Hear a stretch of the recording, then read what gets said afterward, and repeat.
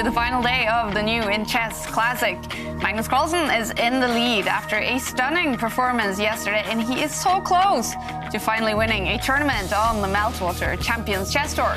But Hikaru Nakamura will be going all in to get that one win he needs to take this to tiebreak. So with two rivals ready to fight, we welcome you to the big final of the new In Chess Classic.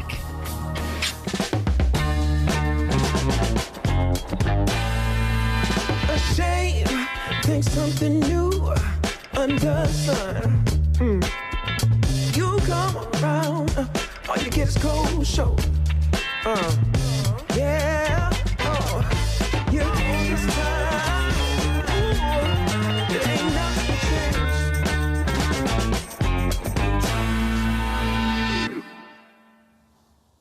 It's finally here, the big final. Either Hikaru Nakamura or Magnus Carlsen will win their first tournament on the Meltwater Champions Chess Tour. And to guide us through the big final day, as always, Women's Grandmaster Houska and Grandmaster David Howell. And David, Magnus Carlsen, he's never been closer. Do you think he's nervous today? For sure, there will be some nerves, probably more nerves than ever, due to this winless streak he has had over the last few months. However, he's within touching distance, and yesterday he wasn't necessarily at his best, but it was good enough. More of the same by Magnus, and surely he will have a great chance of winning. But Hikaru Nakamura, we know he wants this so bad. What can he do to get that one win he needs to take this to tiebreaks? Yeah, he definitely needs to win this final match. It's his last stand. In order to do that, we've seen there has been one weakness from Magnus Carlsen, and that is he's not been so good at those complications. So Hikaru has to come in an aggressive mood with the right fighting spirit, and he has to take Magnus into that deep, dark maze of calculation. All right, and we want to take you guys on a journey now of the rivalry between these two players. It started a long time ago, but already in 2011 we had some signs. Hikaru Nakamura here showing up with sunglasses for a game against Carlsen. So inspired by poker, he wanted to experiment with the ways to beat Magnus Carlsen. And then, in 2013, Hikaru initiated the Twitter banter with this tweet saying, "Starting to realize that I am the only person who's going to be able to stop Sauron in the context of chess history." Magnus Carlsen answering on Reddit, "I've never actually watched Lord of the Rings, and if I had, Hikaru had been a better chess player, I might have been more insulted." But of course, they have also been fighting it out on the chessboard. In 2018, they played an unofficial Fischer Random World Championship. And David, was this a particularly prestigious discipline for these two? Definitely, there's always a lot of pride at stake when these two play each other, and especially in a format like Fischer Random Chess. It's purely about chess understanding, and there's even more pride at stake than normal. The one who wins at Fischer Random is technically just the better chess player. Magnus Carlsen, he ended up winning that match, and in 2019 they were tied in the Blitz World Championship. It had to be decided in a dramatic tiebreak, and Jovanka, how much did it hurt for Hikaru to lose that one? It must have been very painful because, in actual fact, Hikaru Nakamura was #1 in the Blitz World Rankings, and Magnus Carlsen was #2. So it would have been somewhere that he would have been comfortable in, and he would have thought, finally, I have my chance to overcome Magnus and snatch a World Championship title. But it wasn't to be. Magnus Carlsen took that away from him. But last year, when COVID hit and online chess became the big thing, these two became the big stars of that, and Hikaru finally managed to beat Magnus in a match when he won the semi-final in the Lindor's Abbey Rapid Challenge. But Magnus Carlsen, he got his revenge a few months later, winning the Magnus Carlsen Chess Tour final, and it had to be decided in tiebreaks. It was a close call, and here we are again, an online rapid final between these two big rivals. And David, you have been playing with these two all your life. Why is it these two who have initiated this big rivalry? They're simply just the two best speed players in the world. They've just got the quickest reflexes, the quickest reactions, the quickest at calculation. They're also extremely confident in their own abilities, and that's what separates them from the rest of the pack. There are lots of strong players in the chess world, but these two, they are a step above. And, you know, Hikaru was never able to really challenge Magnus in over-the-board chess. Do you think that is parts of why he later has decided to sort of go all in for online chess? Because he really wants to be the very best at something? Yeah, I mean, definitely there was a dip in Hikaru's classical results around about 2016 and 2017. So he decided to go, you know, specialize in blitz chess, in bullet chess, in something that he's very, very good at, and definitely dedicate everything to online chess. So it's so important to Hikaru now to take some points from Magnus. It would do so much for his pride, as David says. All right, and we did have a very exciting first day in the final. Magnus Carlsen winning an excellent game in the third game between these two, and that put Hikaru in a must-win situation in the final game. Such a surprising move as well. Jovanka, yeah, this one to me, it's almost mind-blowing, just what White has done. To me, this wouldn't even cross my mind. This king is still on an open line, about to get checked. Well, I have to say, actually, that king move has never, ever been played. It was a clash of titans when Carlsen met Nakamura on the first day of finals at the New Chess Classic. In Game 1, the American had to fight hard for the draw. The knights have disappeared, and now black is safe, finally. Yeah, Nakamura really playing it close to the, close to the wire there. King versus king is a draw. After 2 draws, Hikaru's downfall began. And Hikaru has made the big blunder. This is a huge, huge blunder. And the reason is because Magnus can sidestep with the queen, 1 square, and give a check. And Magnus has done it. Okay. The only winning move as well. He doesn't give Hikaru 1 chance. No way has Magnus gone wrong at all. We're running out of superlatives, Jovanka, for this play. It's just too strong. And there he resigns. It's over. Hikaru Nakamura loses. And we have to remember that Hikaru is in a must-win situation. Magnus is winning now. Hikaru's just blundered. He avoided the queen trade, but he's put his queen on the square, protecting the bishop in the corner. Now the queen's attacked. There's no way to save White's bishop in the corner. Nakamura resigns. Wow, what an ending. In general, it was one of those days where I think neither of us were like absolutely at our best, but we had great fighting spirit, and I think that's at the end of the day the most important thing. Magnus Carlsen, he was the winner of the first match in the final, winning those 2 last games. Hikaru Nakamura, he has to win the second match today to take this to tiebreak. And also notice, in the match for third place, Shakhriyar Mamedyarov and Levon Aronian, they won 2 games each, both with black pieces. So everything to play for in the battle for third place today. But Magnus, he was the best on the first day of the final. Hikaru Nakamura, not too happy, and I think this was from Game 3 when Magnus outplayed Hikaru, and the American eventually lost that game. He also lost the last one. But David, in this game, Game 3, Magnus showed us some fantastic chess. What was it that made Magnus the best yesterday? Magnus simply kept control at the key moments. Magnus actually in his interview afterwards mentioned that he blundered in that game, or he missed something, but it was just the way he kept control before and after that mistake which led to his victory. And this is the position Magnus was so disappointed about. He actually played a really interesting move here. He played bishop takes pawn for White. If he hadn't done this, if he just sat on the position, White had a strategic advantage. Instead, initiating complications, White sacrificed a bishop, but it was the way in which Magnus Carlsen handled the position after we saw some trades. This move being the key. White's rook stepping forward, preventing the black bishop from entering the action in the middle of the board. And after the next couple of moves, after White had established this control that Magnus loves, putting all of his pieces on dark squares, we saw a masterclass from Carlsen. He slowly but surely improved his pieces and set up Nakamura into a trap.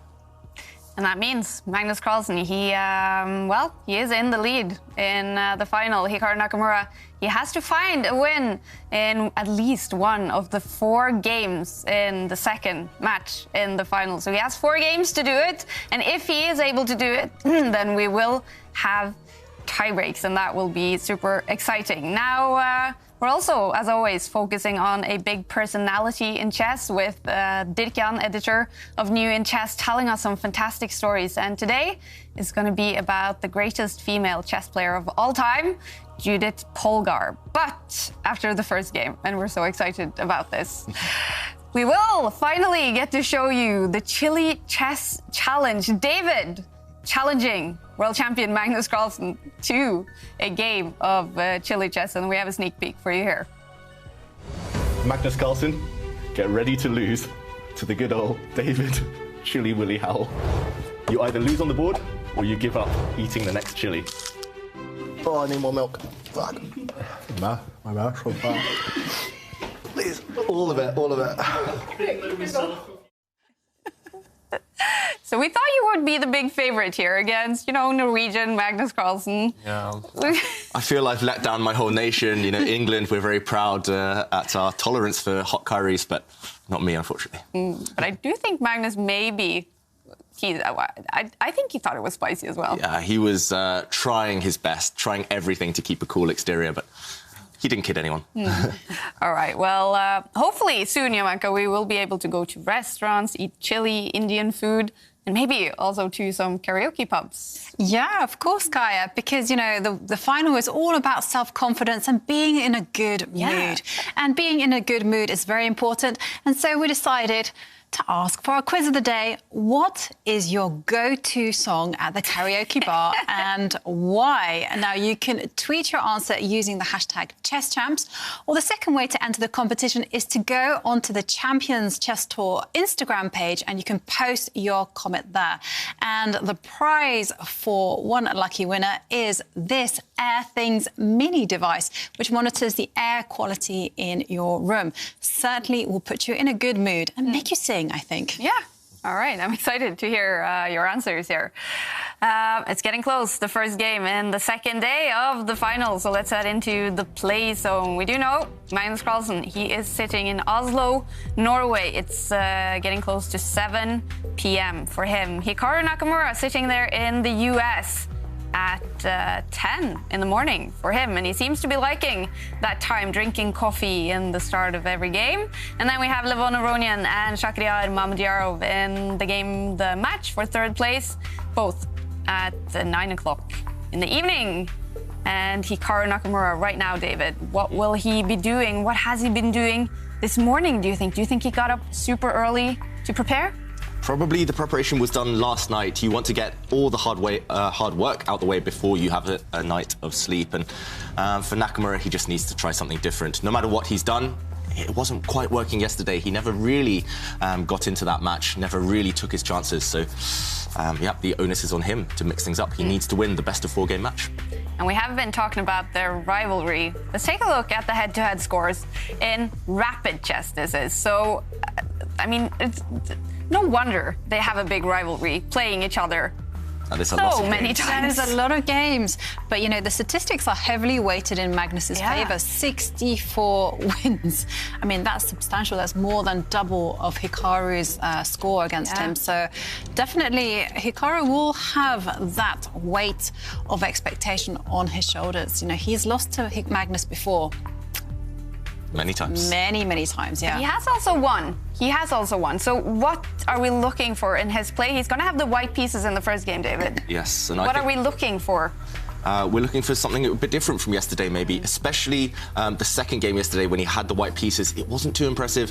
The fourth game, however, he did get chances. He ended up losing Nakamura in a must-win situation, but he played the opening perfectly. He didn't press forward, though. He didn't go aggressive when he had the opportunity.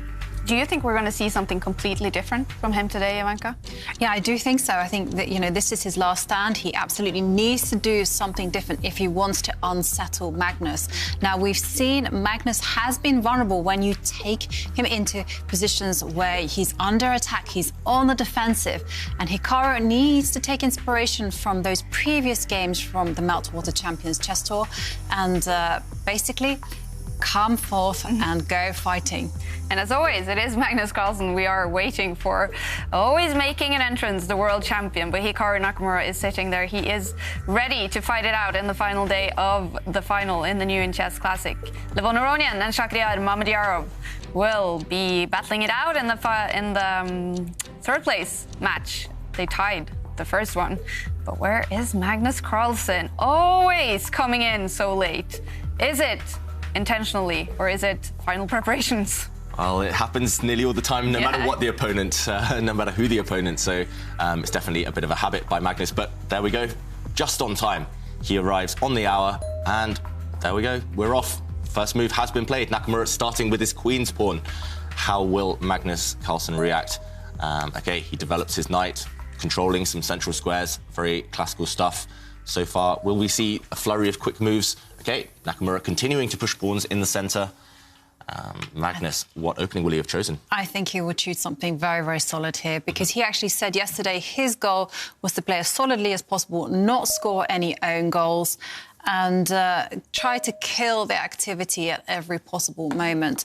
Now, the key thing is Magnus really needs to lose control and not just have those lapses in concentration, because we have seen Magnus blunder. We have seen Magnus blunder indeed, and this is slightly, very interesting to me at least. Hikaru Nakamura playing the same opening in this first game that Magnus played against him in yesterday's first game. So this time the players, they've swapped colours, they've switched sides, changed allegiances, and Nakamura, maybe he's trying to use Magnus's play against him. In today's action. This is interesting psychology, Ivanka. What do you think? I was going to say this is warfare on the psychological front, because what is Magnus going to do? Is he going to repeat the line? But, you know, Magnus has shown like a preference for advancing his pawn in front of his queen. And, okay, so that is not a surprise to Hikaru.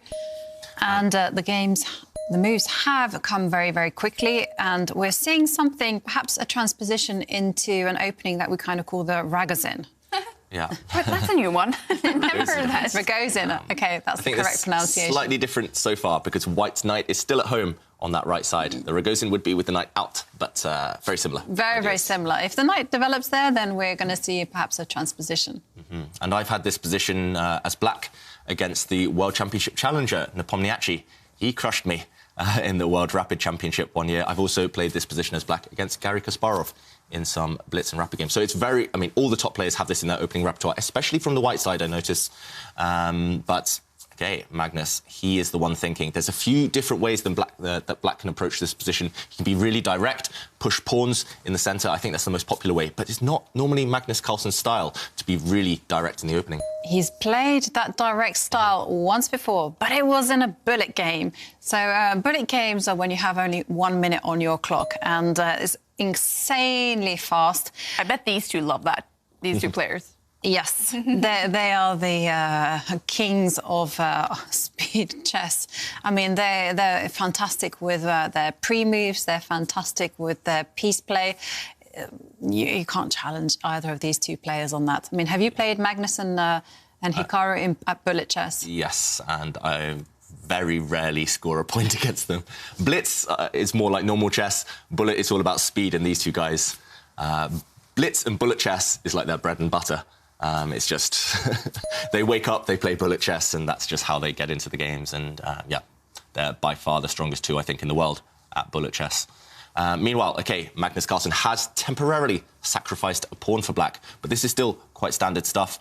Black just developing his bishop there. The white pawn that did capture black's pawn, it will drop off the board sooner or later. There's no rush to go and recapture it.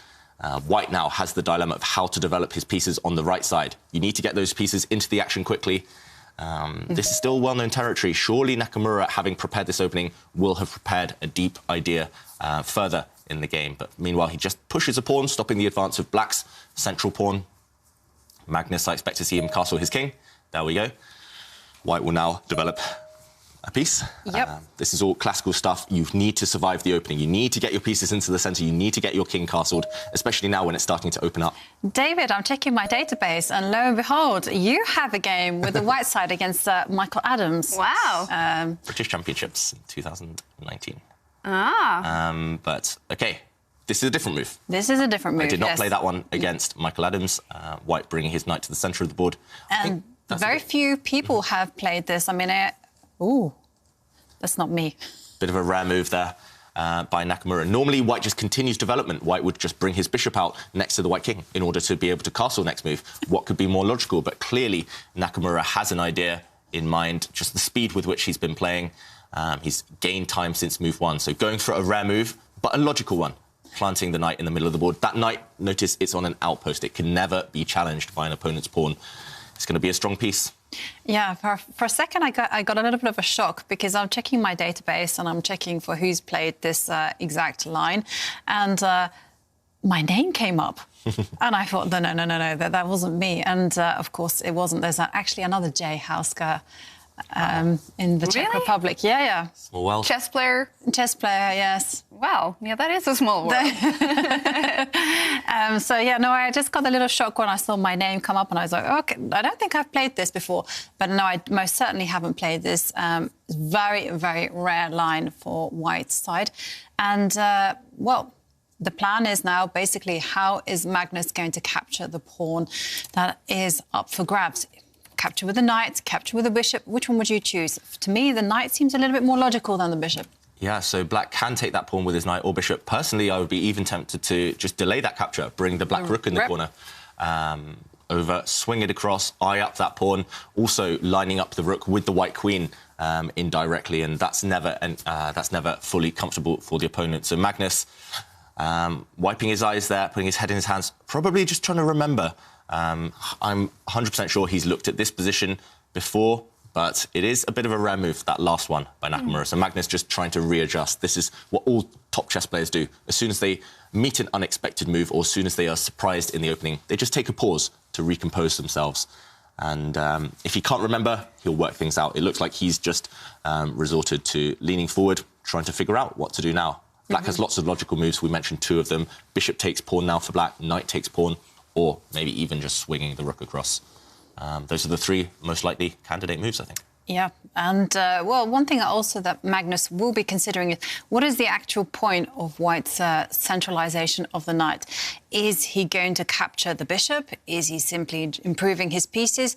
What is the plan? And that's something to always kind of respect, especially in the opening, and particularly with Hikaru, because we have seen in previous matches Hikaru has worked quite hard on his opening stages, has made the necessary improvement, and we do know this is Hikaru's last chance to win the match. If he loses today, that's it, game over. Magnus will win. Yeah, and I like the opening strategy from Nakamura. It's very sound strategically for White, but it also asks some questions of Black. So he's not burning his bridges. He's not throwing everything at Magnus yet, but Magnus definitely has some questions to answer. Magnus making faces there, talking to himself already. He does not look comfortable yet, doesn't look happy, the world champion. He knows that Black is the one often fighting for equality in these types of positions, and he does end up taking that pawn with his bishop. Eyeing up White's knight in the centre. Nakamura just trying to assert his dominance psychologically by replying instantly, developing his bishop.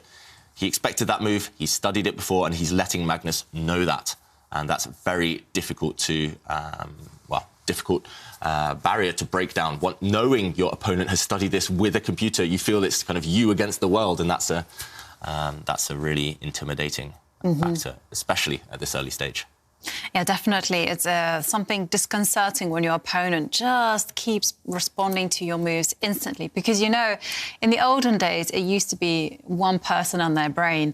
And now it's one person and their brain, perhaps their second's brain, and then a whole load of super engines. And it's a little bit annoying, actually, and very, very scary. And, OK, so Magnus takes a decision. He actually determines the play by capturing the knight. Now, I anticipate that Hikaru would have considered such a direct move like this in his preparations. And that is why Hikaru is actually playing very instantly and now has shifted his queen 1 step to the right. Now, there is a really hidden point here. Kaya, would you be tempted to capture the pawn in the middle with your queen? It's a free pawn. Well, if it's free, It's free. It's a free. And, well, if you capture the pawn in the middle, then this is a very, very important tactic to be aware of. You can see the two queens are opposite each other. So if that bishop were to remove itself with check, then, David, can you check the king? And there you can see the king is forced to move.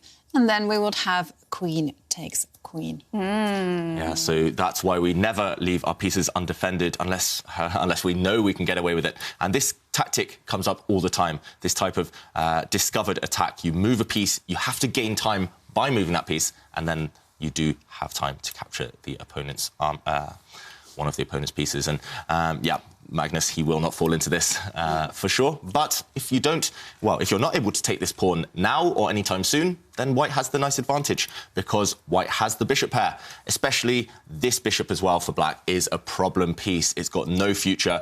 It's kind of a big pawn tied up, guarding its own pawns. And Magnus Carlsen, he goes in the attack now, dropping his knight into the centre of the board, sacrificing this knight. Sacrificing a pawn, sorry. And now, if white takes it, white would lose a lot of time. Magnus, for example, could just slide his rook across and try and go for the white king. So instead, Hikaru doesn't grab this pawn, doesn't get greedy. The moves are coming thick and fast. The pawn pushes, attacking the bishop, and now white finally castles. Nakamura, look at this, 16.5 minutes. He's gained so much time. The computer, the bar, loves his position right now. And that's probably because of white's passed pawn. White has a very strong pawn here, and note how the bishop protects its queening square, its promotion square. So later on, the bishop will try and shepherd that pawn forward. It looks like a successful opening. I agree with you completely, David. I mean, I'm just looking at if that white pawn in the centre goes one square further, it will be on a dark square. It could be ably supported by a bishop. And that pawn is just going to cramp the black position. And you can just see by the clock times, you mentioned it, this is preparation. Magnus has well and truly been tricked here. And, yeah, not much to do here. What would you do? I'm not so sure. I would be tempted to maybe activate this black knight, although it is a blockader of white's strong pawn. So you could bring it forward, try and plant it into white's half of the position, but at the same time, you do let this pawn run free. Also, you do have to worry about moves like this one, attacking two pieces. Maybe you can get away with it as black if you retreat the knight, for example, but hairy stuff for Magnus. He's struggling to stay alive already at this early stage. Bad news. Bad news for Magnus Carlsen. Definitely not the start that he wanted. Well, we do have to be in a good mood when you're playing in these finals like this. And that is why on our quiz of the day, we are asking, what is your go-to song at the karaoke bar and why? So I'd like to ask you, David. Oh, dear. The last time I did karaoke, I think I sang a song by the Foo Fighters called Everlong. But normally it would be Sultans of Swing. OK. Dire Straits. I know that's Jon Ludwig Hammer's favourite song as well. OK. I know the easiest song to sing is like the Beastie Boys, We Have the Right. We have to fight for the right to party. That's a great song. Yeah. It always makes me very happy when I remember that memory. But Mansour Taj says that he likes The Shape of You because it makes us groove. You know, I think Ed Sheeran. Ed Sheeran is a good choice. Simona says that her go-to karaoke song is Bohemian Rhapsody by Queen. Love the song. I think it's the best song ever. So hard to sing, though. Yeah, it is, isn't it? Yeah. Yeah, but there's the kind of saying that if someone doesn't sing along to it, you do not want to be friends with them. I know. You have to know the Bohemian Rhapsody. Anyway, we should get back to the board because, I mean, things are heating up because we just saw Magnus swing his queen to the right and Hikaru don't care. He just pushes his pawn forward and says, I'm going. That pawn is going to go on a dark square. It's going to be protected by all my pieces and I'm just going to kill you when it comes to space. Yeah, and it might look a bit scary for the white king. The black queen lined up against him, but white, at the very least, next move, if he wants to keep the white king nice and safe, can just drop the dark square bishop back one square, and that will completely block the line of the black queen, and no more attack for Magnus. If there's no attack for black, how is he going to fight against white's powerful central pawn? I mean, that is a real rock there, that pawn, and it's not going to be... It's not going to be eliminated anytime soon. Black is going to have to basically spend the rest of the game just blockading it, and that will tie down one piece. Black will be participating in the rest of the action down without his knight, probably, and that's the long-term aim for Nakamura. He's going to tie down one of his opponent's pieces, and then he's going to activate the white rooks. That's coming next. Meanwhile, it's hard for Magnus to find a plan. Magnus, meanwhile, does jump forward with the knight. There is a huge threat in the position. Black's knight is threatening to come down and give check to the white king. It looks like that's impossible, but white's pawn is unable to recapture because there's a pin at the moment along that line. Black's queen eyeing up the white king. So there we see Stockfish, the computer's top move suggestions. The first move is probably the top recommendation, the most natural one, I think. Yeah. You block the line of the black queen and you attack the black knight in the centre of the board all in one move by dropping back the white bishop. Just retreat it one square and happy days for white. Yeah. That black knight has to move again. Exactly, David. I agree with you completely. That is the most natural move in the position. Also, the bishop isn't perhaps doing so much there in the corner, so it would just overprotect its pass pawn. OK, and you've seen it on the board. This is that tactic that Hikaru, David, pointed out isn't likely to be something Hikaru would miss. So, yeah, OK, and we see Magnus now reinforcing his knight, but still there is a big problem for Magnus. How is he going to deal with that far advanced white pawn? And it's not just the white pawn as well, because, you know, you have all sorts of pieces threatening to come in, hop into the black side of the position. And very, very tricky moment now for Magnus. I mean, what is he going to do? I mean, just looking at the bar hates the position for black. Absolutely. And is there any... Okay, what would you do here if you were Hikaru? How would you go forward? There are a few tempting moves. Ideally, you want to start activating the white rook soon, but it's not 100% clear where you want to put them. Just while Hikaru has his first real long think of the game, let's bring up the analysis board and let's check out some ideas for white. The move that is kind of screaming out to be played doesn't quite work yet. You want to bring this knight into the action, drop it on a central square, and that actually creates a huge threat of jumping forward. And this would be a fork against the king and the queen. You would win material if this is possible. But suddenly, because your knight blocks the white queen, you lose protection of this central pawn. Black's queen can swing across and capture that pawn. So that doesn't quite work yet. If it worked, it would pretty much win the game, but it doesn't quite work. So maybe the most natural move is to just swing across a rook to this square. The only downside I see to this one is that maybe your pieces get blocked off later by a black knight, and suddenly these two pieces looking a bit impotent, just not really able to participate. And if this is not what Nakamura wants, then maybe he'll look to activate the white queen before black's knight blocks that line. Maybe in this position, he'll just bring his queen forward. So if the black knight does jump in, at least the queen is active. She hasn't been blocked off. This move looks pretty tempting to me. OK, maybe you can consider grabbing some pawns. I'm not sure whether you have time to do that, but it's looking pretty good for Nakamura if he jumps forward with his queen right now. Yeah. I do like your queen move there, David. I do have one question for you when it comes to which rook should you mobilize in the centre. Is there kind of a rule of thumb that you think about? Because you do have the choice. And in this particular case, it might be that both of them are as good as each other.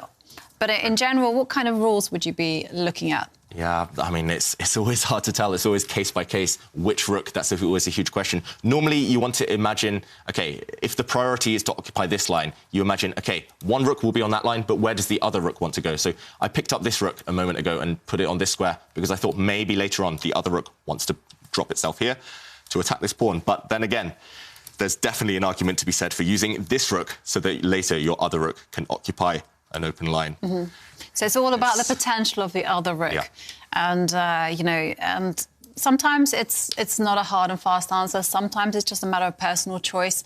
But, OK, I also thought that mobilising one of the rooks was very natural. But I did really like your queen move because that queen was pretty powerful there in the centre. Yeah, this queen powerful, attacking this pawn, but also helping the bishop to attack this knight. And that's, right now, black's strongest piece. You don't really want to trade it off yet. It makes sense to attack it, though, if you get the chance. And actually, the more I look at it, the more I think this would be very strong for Nakamura. That's also one of the first moves he'll be looking at, because top players, they always look at checks, captures and threats first, before the improving moves. If there's nothing better, then they'll just improve a piece. So maybe he'll be looking at this before deciding to improve the rook. This was also a move that was on my radar as well, because I did want to jump in with a knight, but I saw it wasn't possible, so I thought, well, maybe I'm going to come in with my knight. But I kind of rejected it because I didn't quite know the future for my knight there. And you showed with this concrete, beautiful queen move that looks amazing. Okay, what is Hikaru planning? I mean, there's an obvious threat. Yep, there's one big threat. It's an obvious one. It's one that Magnus will spot immediately. White's knight is threatening to jump forward again, attacking both of the black rooks at the same time. That's why Carlsen centralises one of his rooks. He didn't hesitate in that debate which rook to use, because the other rook had to stay in the middle, guarding the black knight. And now Nakamura reacts by shifting his queen forward one square. That's twice now that black knight is attacked. That knight looks like it has to move. Jovanka, can you see any other options? No, I can't see any other options. And the beauty of that queen move that Hikaru has just played is that once the knight moves, the pawn is now defended. So you do want to overprotect your stronghold in black's side of the board. So, I mean, where would you go with the knight? I think I was thinking of going forward. F for forward. Yep. Normally you want to jump forward. Retreating is basically a sign of weakness, unless you really have to do it, especially in positions like this. But he does retreat. Maybe he thought there was nothing better. Yeah, OK, maybe he was concerned about dropping some pawns. We don't know. OK, so retreating seemed to play out. That seems to be in White's favour. Now, what's to stop White from going even more forward? Yep, White's knight can jump into the position now, attacking one of Black's rooks, and that black rook doesn't have many squares. Yeah, and it's come in. And the rook now has to step to the side. Magnus, he's had to jump forward with his knight, then back, retreating. That rook moved only a couple of moves ago. And now, 2 turns later, 3 turns later, that rook is back where it came from. Carlsen losing a lot of time with his pieces. Meanwhile, White has improved. That white knight more active than ever. White's queen nicely placed. All White needs to do now is centralise his rooks. Yeah. This is a dream position for Nakamura. So this is really instructive moment. You know, you've done some amazing footwork with the knight.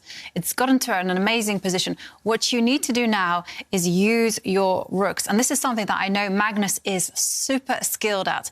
He will utilise all his pieces, especially the ones that are not working. And, OK, Hikaru is moving the rook that you actually prefer, David. And, yeah. And this is just such instructive technique, because it can be tempting. You know, you've picked up the knight to continue with the threats using just your knight. But that's not good strategy. Use all your pieces. Invite everyone to the party. OK. I mean, Magnus's pieces, I don't know what party they're having, but they're definitely social distancing in this party. Black's knight on the left side, not doing much apart from a defensive job.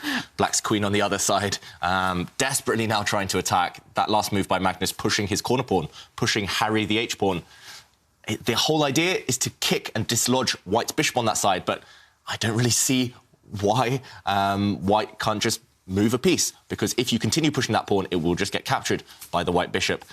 Magnus Carlsen, it's desperate times for him, and again there we see the top computer suggestions. One of them is to continue your idea, Jovanka, jump around with the knight again. Jump around. Jump around. That's a great karaoke song, isn't it? Yeah. I was actually also considering pushing up my pawn on the left and getting ready to chase away the black knight. Jump around with the knight, or go forward. Yeah, so many tempting moves by Nakamura and a huge advantage on the clock. Yeah, we do see the top computer suggestions are actually just to take a time out for White.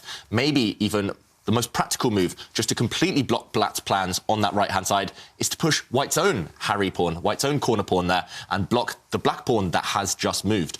And that would, that would be a really nice long-term strategic idea. Just completely kill your opponent's counterplay. Magnus, the black rooks are terribly placed. The only active pieces are the black queen and maybe the black bishop. So why not block off any attack on that side? And, OK, instead, Nakamura just moves his queen forward. Was that a good move as well? It makes sense. I'm not sure what the threat is. I think he just made the move because the queen looks nice there. No immediate threat, but yeah. He does have the luxury to do that because Black still needs 2 or 3 moves to create a threat. And yeah, right now the computer suggests maybe using the black bishop to attack White's rook at the bottom of the board. Just move it up 1 square, you move it down the board, attacking White's rook. But I don't really see what that does in the grand scheme of things. It's just a 1-move threat, a 1-move idea, which Nakamura will just sidestep. And, OK, instead, Magnus blocks the very dangerous pawn with his rook. Rooks are the worst blockaders, though. Knights are the best blockaders. And rooks and queens are the worst because they're just too important to be blockading pawns. They can be easily paralysed. Black's rook now unable to move for the next several turns. And Nakamura, using Jovanka's idea, pushing those pawns, not being afraid to now push forward and commit. Why not push all those pawns forward? Why not dislodge that black knight? And as soon as the black knight is kicked away, I think it's pretty much game over. And, OK, Nakamura, will he be consistent? Will he keep pushing pawns on that left side? Magnus temporarily slowing him down on that flank, but it is quite easy to continue with the plan. You know, once you've said forward, you've got to continue. I think here it's important to be consistent, and Hikaru doesn't need to be asked twice. He pushes the pawn, and now the threat is in the air. Hikaru is simply going to push one pawn further, attack the black knight, and just force Magnus on the defensive yet again. Yes, exactly. Is there any hope whatsoever for Magnus? I mean, the problem is I don't see a constructive defensive plan. How could Magnus do any form of repair work here? He needs to just, I don't know, rub his magic lamp, ask for the genie to come out and say, Genie, can you help me take off that strong white pawn from the board? Right now, I mean, that's the only hope we can see for Magnus, because that one white pawn is pretty much paralysing his whole army. And maybe if the knights disappeared, if there was a knight trade somehow, you could blockade just on the light squares, but you'll never be able to complete your blockade here, because white's knight eventually will jump around and it will attack that black rook. I keep saying that jump around phrase now, it's in my head. But white's knight... Can you sing it once, please? jump around. I don't know how it goes. The rest of it goes... I just know that bit. That was spot on, Jovanka. Yeah. I feel it requires a jump around. It goes... Yeah. Yeah, that's the plan for white, to jump around with the knight to dislodge the black rook, blockading his powerful pawn. And look at the time advantage as well that Nakamura's amassed. And wow. Complete desperation from Magnus Carlsen, giving up his central pawn. That pawn, OK, it wasn't actually going anywhere, it wasn't doing anything. Often open lines are more important than pawns when you have opposite colour bishops, but they can just be captured simply. Magnus about to go a pawn down, as well as the clock disadvantage, as well as having a rotten position. Is Magnus losing this game? So far, yes. It was just an opening disaster. He's tried his best to stay in it, tries his best to keep control, put everything on light squares, but other than that, it's all starting to fall apart slowly. Yeah.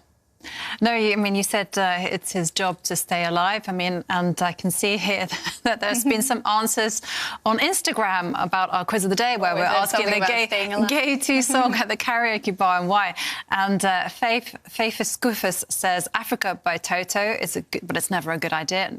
Never knows any of the words to the verses. And then Farah Saif, one, says that Staying Alive by the Bee Gees. The crowd loves it. And I think this is actually so apt for Magnus Carlsen, you know, because he just has to remain alive. He cannot lose. He just has to keep the game going for as long as possible. And often it's actually a good defensive try. Yeah, that's just right. to kind of keep every move, you just focus on survival, nothing else. And well,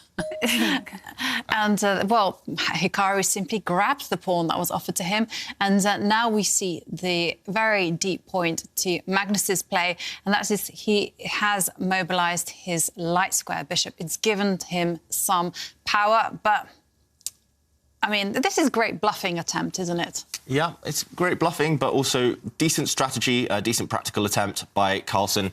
If you have bad pieces, why not improve them, even at the cost of a pawn? So black did lose that pawn, but he has created an outpost, that light-squared bishop now very, very strong, and potentially teaming up with the black queen to create some attacking ideas against white's king. There's an immediate threat for black, at least in the position. Black is threatening to push his corner pawn, harry the h-pawn down 1 square, dislodge that white bishop. If white's bishop suddenly were to move, black's queen would just bring itself down, capture a pawn, checkmate. And suddenly we would understand why black has planted his bishop on that central square. So this move is very important for Nakamura. There we see the computer suggestions. Actually, the top suggestion by the computer to re-centralize that white knight, to jump around with the white knight, I don't think it's obvious for a human. I think, personally, most human players, they'll get so carried away trying to stop black's idea of advancing that pawn that they will not even consider relocating the white knight. And even if you do consider relocating that white knight, you still have to work out what happens if black pushes his pawn. I think it's white's idea would be to actually attack black's queen, to kick away the black queen using that white knight, but it's not obvious. Shall we show the big threat on the board, David? Because there is a big threat to Magnus's position, and there you can see it's highlighted there. And the whole point is if white makes some random move, and this is why Hikaru has advanced his rook. So the point is if black tries to play the pawn move, then white simply can go bishop takes pawn, and you can see the rook defends against the killer move that Magnus had in store with the queen. And okay. So again, the ball is in Magnus's court. He's a pawn down. He has to generate play. I mean, this rook move wasn't necessarily the top choice of the computer, but I think it's good enough.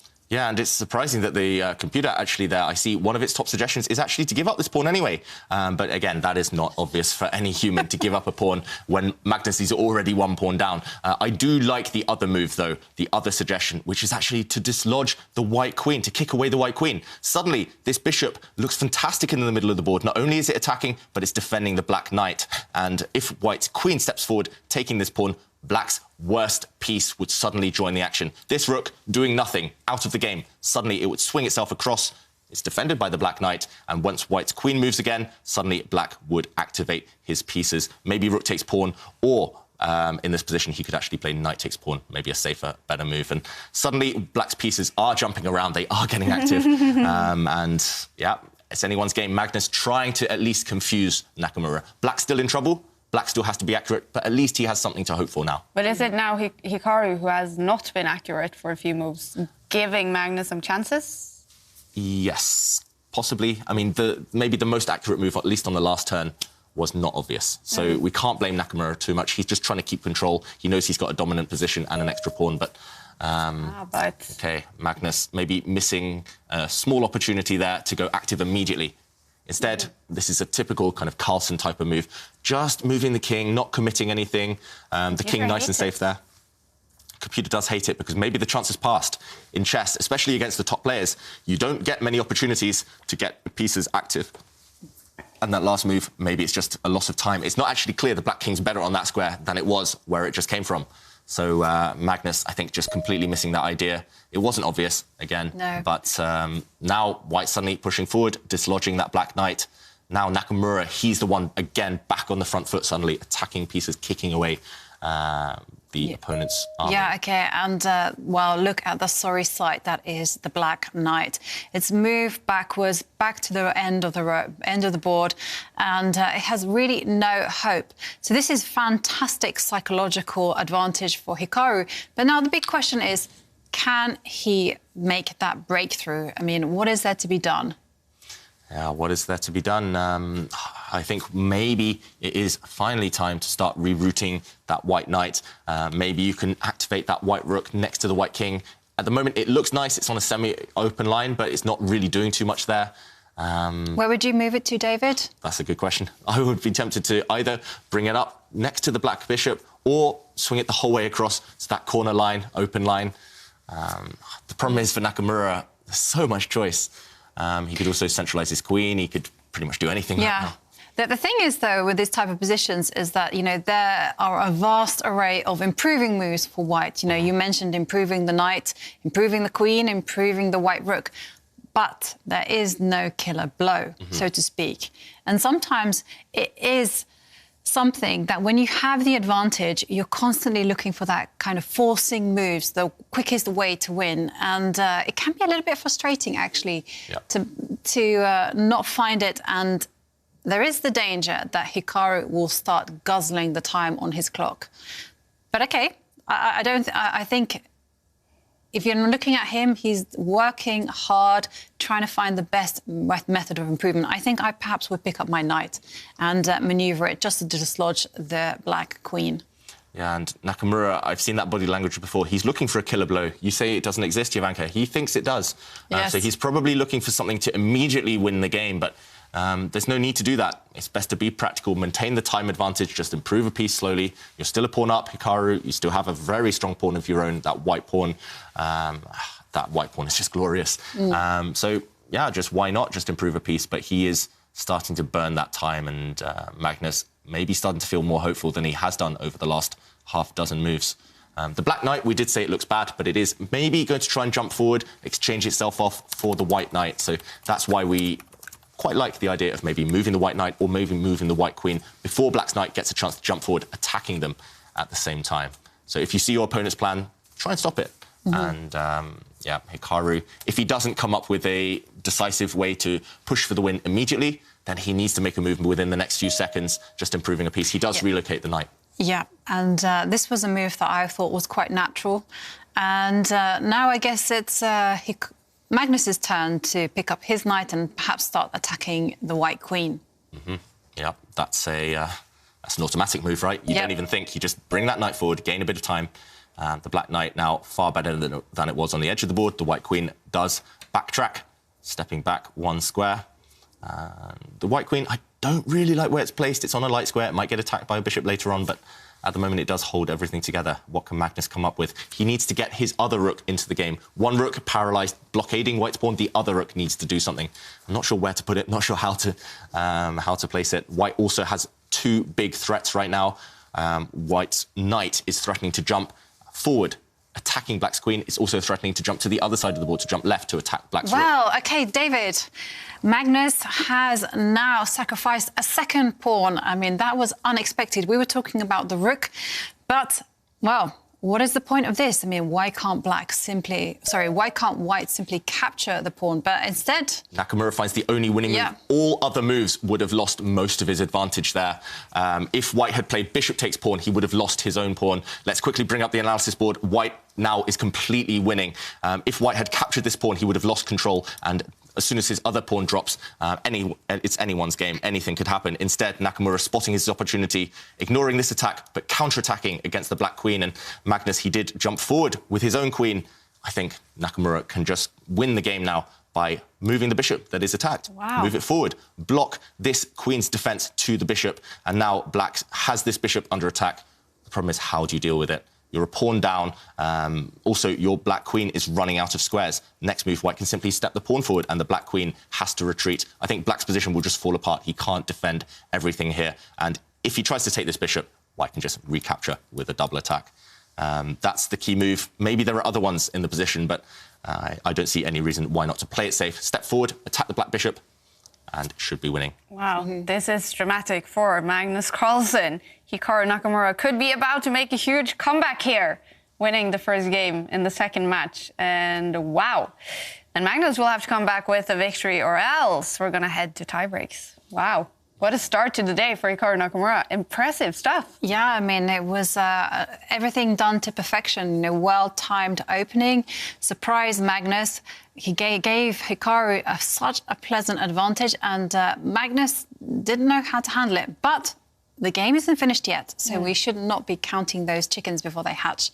Yeah, he's done everything perfect so far, but there is still the finishing technique, that killer instinct. He doesn't play the move that I was advocating, but he does play a good move, and one that still maintains his advantage. He brings his bishop to a safe square. There's no threat for White. That's why I didn't like this move too much. Also, the bishop is not on a protected square. So when you're down to 2 minutes, it just feels like you want to keep everything protected. That feels slightly loose for White, but he's still a pawn up and still with a dominant position. He should still be winning Nakamura. Can Magnus find a last trick, a last way to try and stay in the game, to stay alive? I can't see it right now for Magnus. He seems very focused. It doesn't seem to be any anger at this point, like we sometimes see with Magnus. He seems very focused, but the time is ticking so fast. That's the moment. Yeah. OK, he does try to go active with his knight. Nakamura, meanwhile, not looking happy. Nakamura shaking his head. Maybe he missed that last move. It's not too scary. I think White can still win with a very clever move right now. He can bring his rook up to attack the Black Queen and attack the Black Bishop. We saw something similar when we had the analysis board a moment ago. That move would be winning, but there's some calculation that needs to be done. So Nakamura, he needs to keep calm. Shall we show exactly why that move is so dangerous? OK. OK, he blocks with his bishop instead. Nakamura has just blundered and is suddenly... Is he losing? I think he's losing. Yeah, he's losing. There's a winning move for Magnus Carlsen. It's a genius idea. It's so difficult to find. Only one move wins for Black. He can play rook takes pawn, giving up his rook. And that looks like madness. White can take it in two different ways. He hasn't found it. This would have won for White, won for Magnus. turned the game round completely, 360, but he doesn't find it, Magnus Carlsen. This was very hard to find. We'll go through that a bit later on, but instead Magnus gives a check with his knight. This pawn cannot capture because it's pinned, and once the king hides in the corner, Magnus pushing his pawn forward, protecting his bishop. It's completely turned on its head. It's still anyone's game now. Wow. Nakamura, he's completely lost control. He panicked after missing some moves, and he actually blundered. Magnus didn't see it. Now, who knows what's going to happen? White's king is not safe at all, eyed up by 3 pieces in the corner. Black is still a pawn down. Black still has to deal with this guy. All bets are off now. Wow. Okay, Magnus, he hasn't shown one single mine on his face. It's just completely the same. Hikaru shaking his head. Do you think they know what's happening? They know that it's definitely become much more chaotic. I don't think either of them saw that winning move, which I think we can't blame them for not finding it. It was really a difficult move to find. But with maybe 3-4 minutes more on the clock, Magnus Carlsen, he would have found it. He would have won the game and turned things around. Nakamura, though, he is the one who's lost all momentum on the clock. He's down to nearly the same as Magnus on the board. Suddenly, the white king, it was safe as houses. Now it's definitely under attack.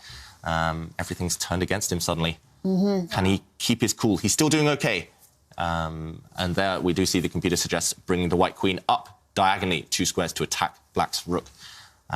Seems like the only move to keep his advantage. Yeah, and even that, it's not a big advantage anymore. Yeah, he's played it. He has moved his queen to attack the rook. But suddenly the position, I agree with you completely, David. It's so dynamic. I mean, anything can happen. OK, so what should Hikaru do? Magnus do?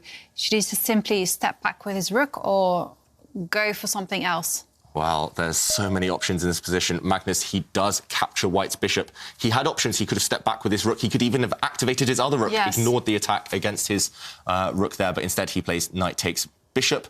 I'm slightly surprised by that one. I'm still trying to work out his idea after White's rook recaptures that knight. The most obvious move in the position. Maybe Hikaru's suddenly winning again now, but the most obvious move is the only winning move and also the only move not to lose. Whoa. So Nakamura, he has to find this move. Rook takes knight right now. I don't see why he's thinking. Everything else feels like suicide.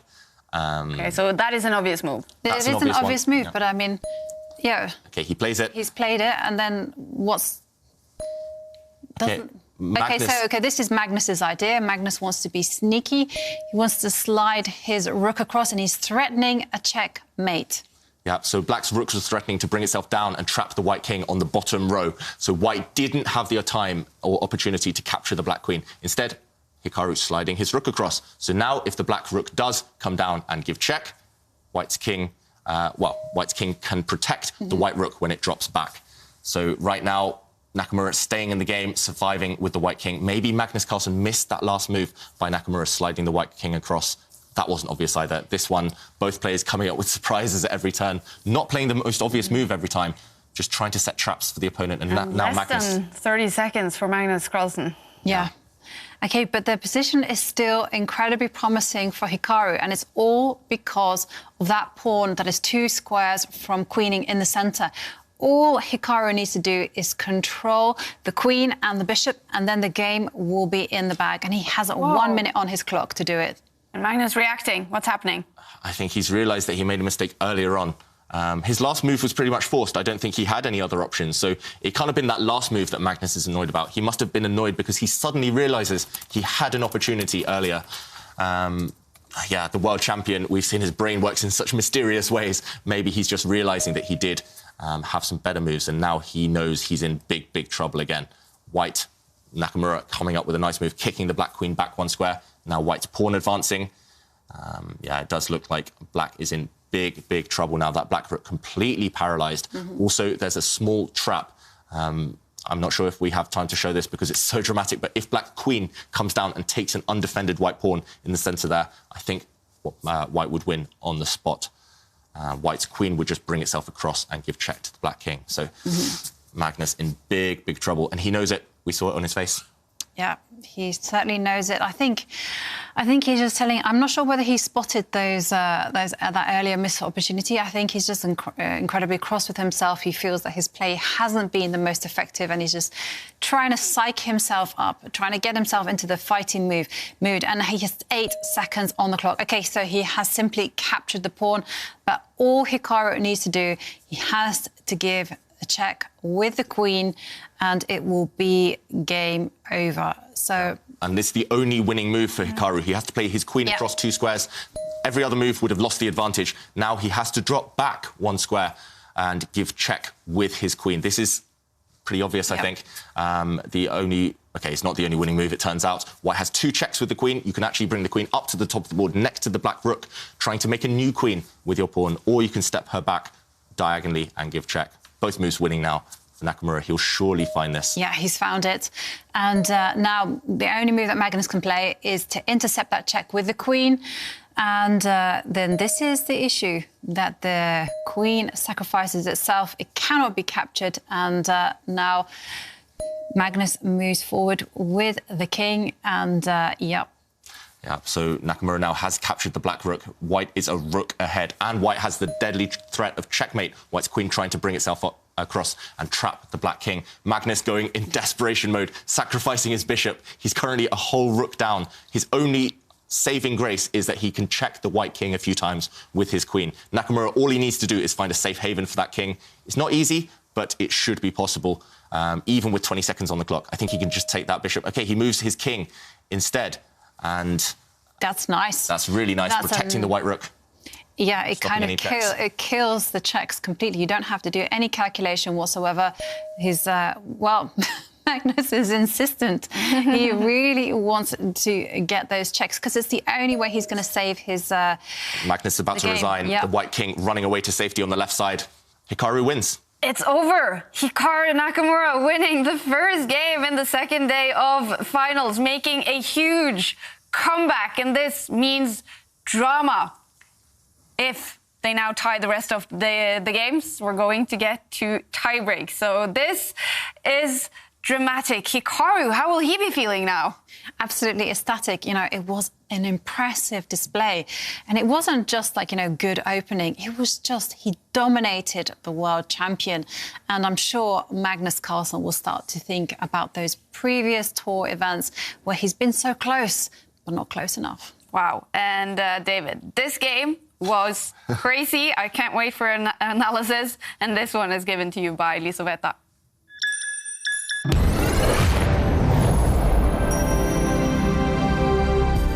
This game, even if we were here for 1 hour analysing it, I think it wouldn't be enough time to give it justice. There were so many fireworks, so many twists and turns, and we did see Nakamura dominate the game, as Jovanka said. White was in control for all of it. White was winning a perfect game, no mistakes, until this point.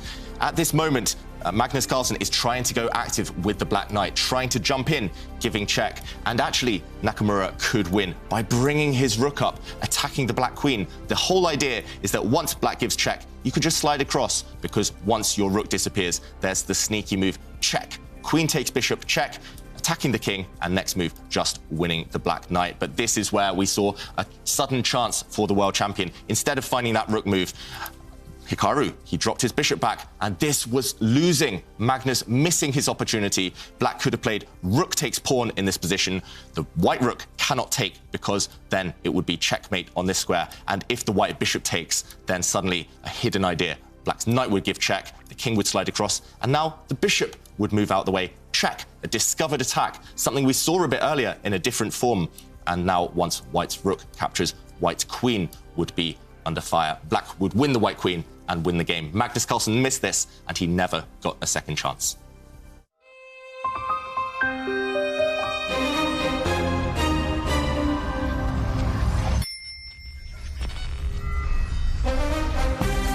We couldn't have asked for a more dramatic start to the final day in the New in Chess Classic. Hikaru Nakamura winning, and now what's going to happen in Game 2? Magnus Carlsen will have the white pieces coming up in about 13 minutes. Right now, we're super excited because we are joined by the next challenger to Magnus Carlsen in the World Chess Championship. It's Jan Pomniac. And first of all, Jan, congratulations! Thank you very much. It's been obviously a few days since you secured the victory in the candidates tournament. So what has these last few days been like? Very, I finally had a moment to chill because, the thing about the tournament was it lasted for more than 1 year, and for me, at least mentally, it never stopped. All my attention, all my thoughts were about this tournament, and even within this year, actually even like 13 months, all the time, more or less, I was thinking, what to do, what to play, and so on. Mm. And Jan, you said it lasted over a year. You were in shared lead, Maxim Vasilogrov on top of the table after winning the last game last year against you. Why do you think it was you that kept your cool the best and was able to, quite dominantly, I have to say, win the second half of the candidates? Well, I don't know. Perhaps I just played slightly better in the second leg than Maxim. And also, I guess Maxim is sort of, white-collar player, yeah. So he's really strong with white pieces, and he's really pressing. And also, it was a big question for me if Maxim is going to stick to his normal openings like Grünfeld and Neidorf, because within the year we have seen a lot of different tries by him in many rapid events. The tournament has resumed, and yeah, he insisted on playing his best stuff, but this paid off in a little bit wrong way. Yeah, like this brilliant prep from Fabiano in game 1, probably the result of this 1 year break. Mm-hmm. Congratulations, Jan. And when will the preparations for the World Championship match start, or are you just relaxing at the moment, watching this final, watching Magnus's games? Well, I think as some wise men from Netherlands said, it never stopped, since I was 7 or something. Yeah, but to say seriously, indeed, I need just some time to clean up my mind, because it's one tournament is over, and, you should... Once again, I don't think I was so tired, let's say, physically, but mentally it was really, really challenging, and, now it's... of course, it's a pleasure to watch such an exciting match like Magnus against Hikaru. For example, yesterday I was following the last game, and at some point, I think Hikaru played F3.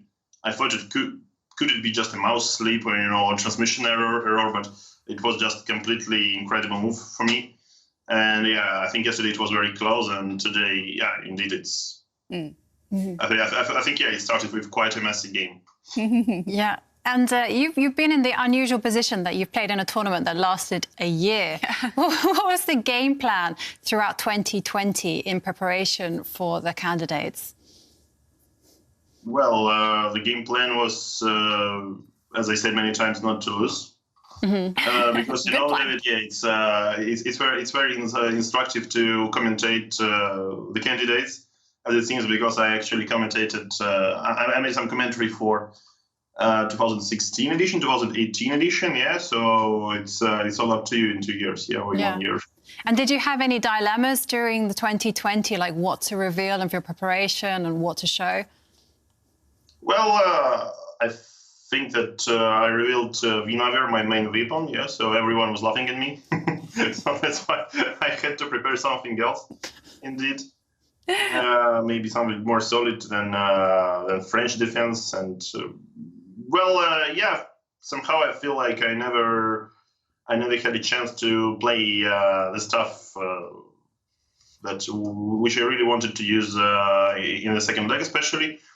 But some other guys they did this quite often, So like this year we had hundreds and hundreds of very high-level internet, these online rapid games, and a lot of interesting ideas were used there. And actually, some of them I would really love to play them OTB in classical, and perhaps even in the candidates. But I wasn't, let's say, the first one to show such a prep. And well, finally, Jan, it's the big one, the World Chess Championship. We know you're the same age as Magnus and David. You guys have been battling it out since you were just small kids. So have you taken some time to let it sink in? What does it mean to you to be able to play and challenge Magnus for the World Chess Championship title and maybe become world champion?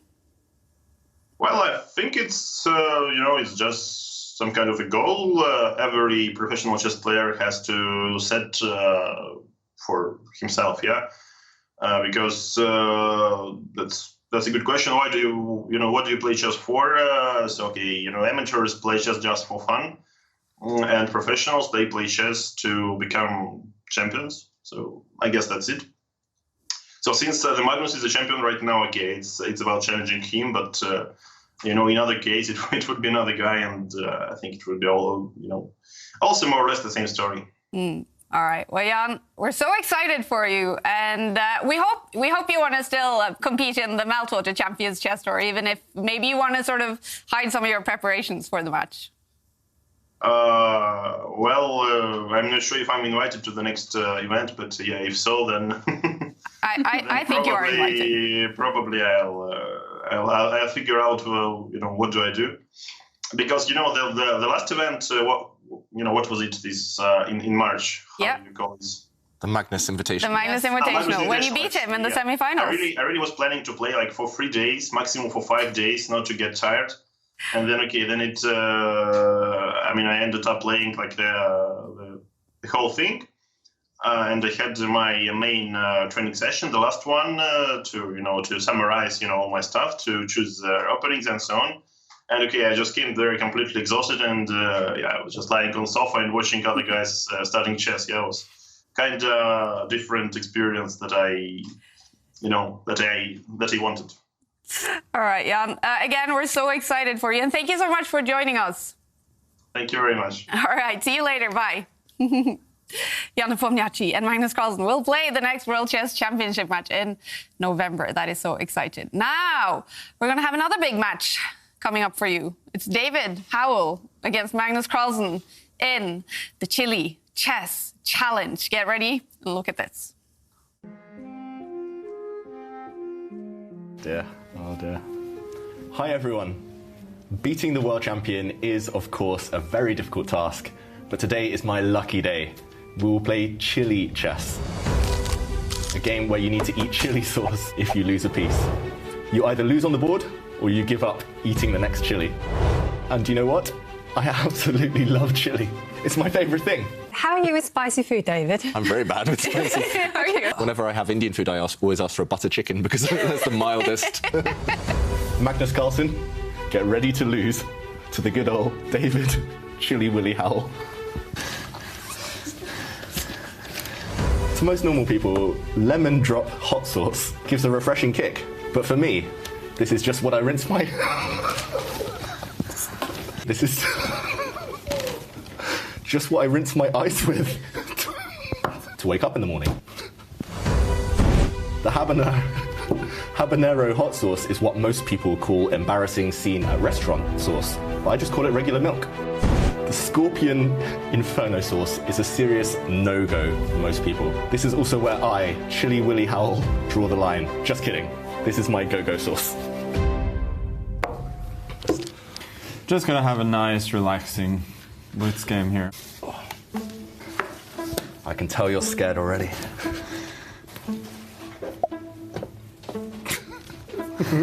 Oh, Jesus. Right.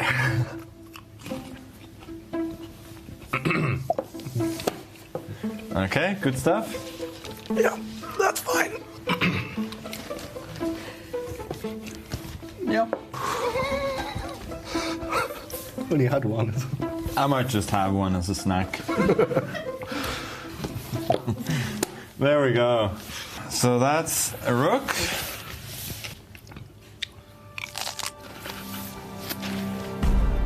Yeah, there's an aftertaste there. This is a slow burn.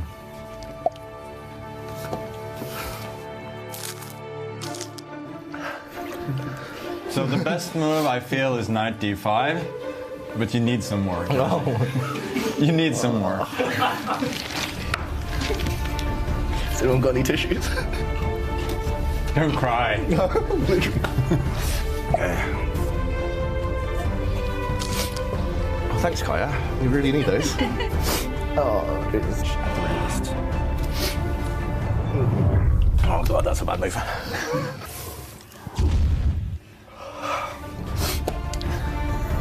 Okay. How about one of them bishops for you?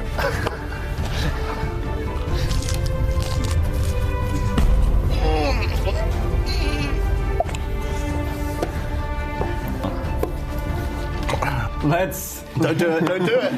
Don't do it. Let's force those queens up. Run away. No!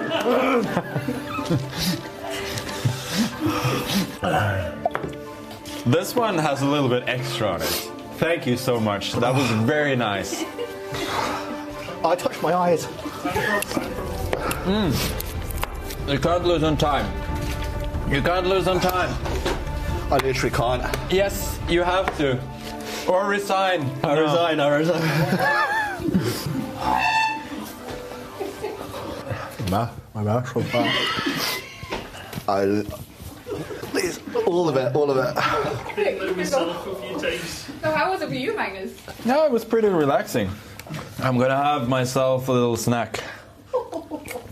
I hate you. Was that the hot one as well? Mm-hmm. Oh, Jesus. Oh, I need more milk. Fuck. Hi, this is David. Didn't see you there. Please send in more chess challenges for me. So far, all of your suggestions has been wonderful. Looking forward to the next one. Thank you. I feel like I should just leave. Please don't. I'm going to give an applause, David Howell. Yeah, that was some impressive stuff. But Magnus, like, it's just not fair. How is he so good at everything? Like, he barely flinched. I think he was struggling a little bit. Maybe. Yeah. He was trying quite hard to maintain the... Yeah. Actually, but we never got to see. So you resigned from the game. Yeah. How did it actually go? On the board, it was about level, but I resigned because I just couldn't have any more chili, and he just forced me to take the hottest one again. So he was mean. He was taking the queens, the rooks off the board just to give me the hottest chilies. All right. We're going to talk more about the chili chess, but right now it's the drama in the New in Chess Classic. Second game. In the second match, in the final, Magnus Carlsen with the white pieces, coming from a loss. So what is he coming up with here? So far, it's back to the normal for Magnus Carlsen, the Italian game. We saw this yesterday between the two players. So they did open with their king's pawn. This is traditional stuff. Nakamura did lose in this opening to Magnus yesterday. So Magnus just trying to repeat what happened. Nakamura continuing his strategy. This is exactly what we saw until that move in game 3 of yesterday, and now we're heading towards the main line. This has happened in earlier tour events. Magnus has used this against Wesley So, for example, and now coming up with a different move, attacking Black's bishop, pushing pawns on the left-hand side. Magnus, off camera, what do you think he's doing? Is he snacking on some chilies? I'm sure he is, David. Yeah, I mean, well, whatever he's eating, it might not be home cooking, but the position on the board is home cooking. He is playing a very rare line, as far as I know. He must have prepared this before because it's very committal for white, pushing that pawn forward all the way at this early stage. I've personally never seen it. And Nakamura taking a pause. How will he deal with the attack against that black knight? He moves it to the edge of the board, eyeing up white's bishop. Now, Magnus just doesn't flinch. He immediately captures a pawn in the centre. Black's bishop in the corner is attacked. Black's knight in the centre is attacked. Magnus, he is already trying to go on the attack at this early stage. Nakamura should be okay. He should have a way to deal with it, but it's not easy. I expect to see him burn a lot of time trying to work this one out. Yeah, and David, this has actually been played before.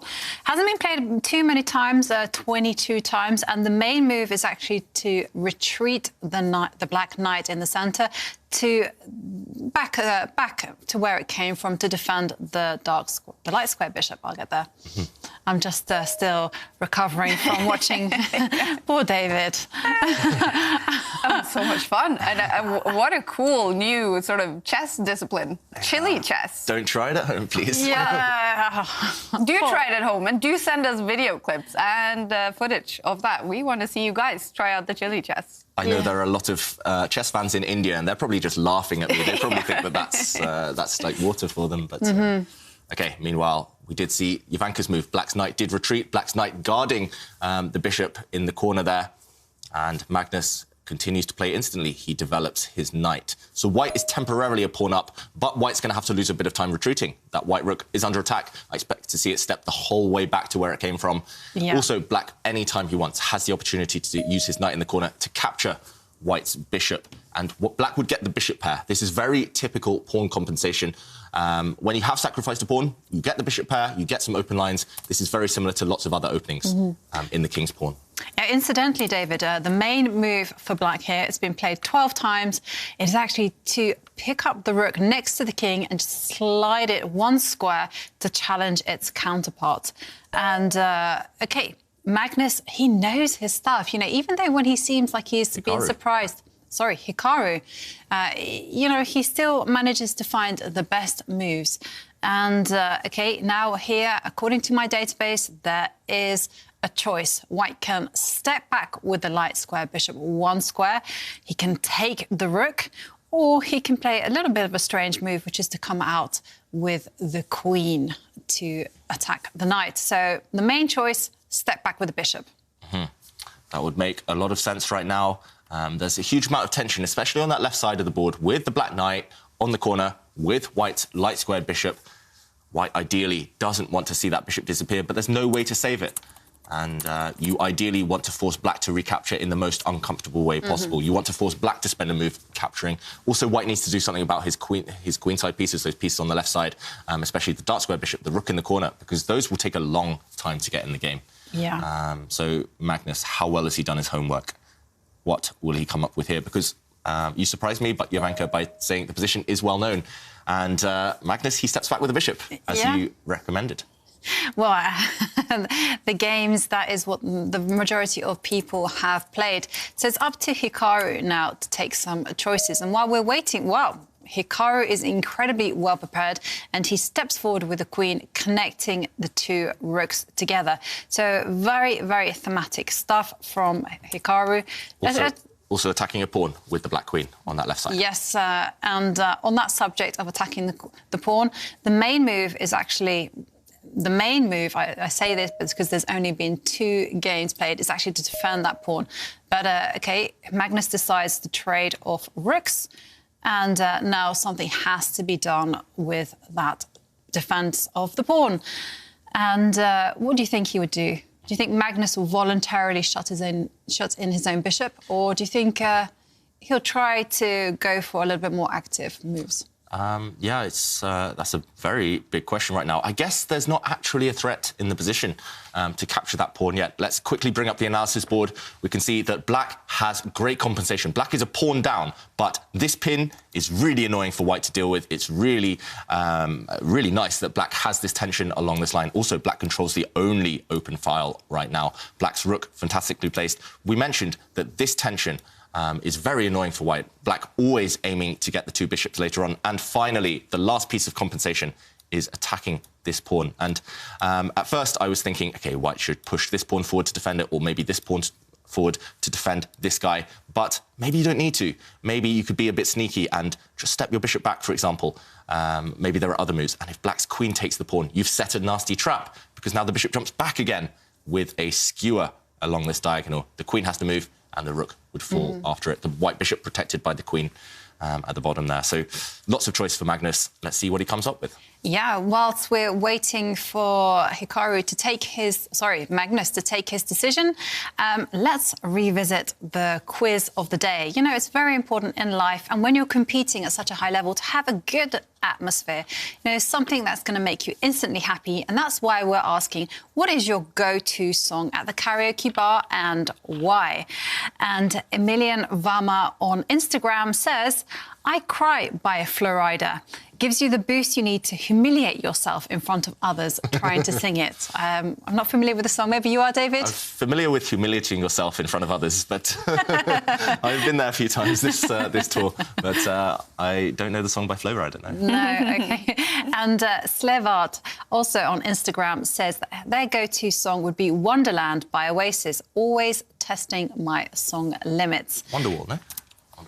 Yeah, I wasn't sure. I don't know my Oasis songs too much. I do know Wonderwall. There might be a Wonderland. Good song either way. Yeah, exactly.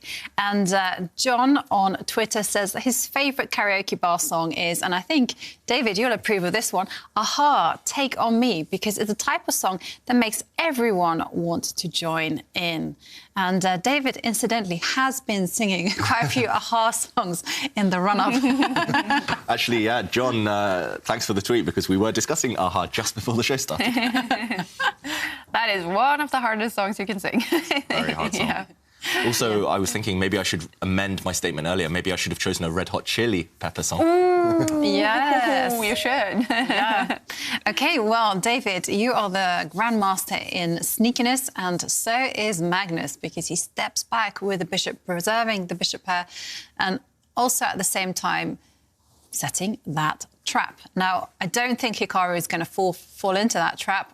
Not at all. Instead, Hikaru has to take a decision. How is he going to continue getting compensation for that 1 pawn deficit?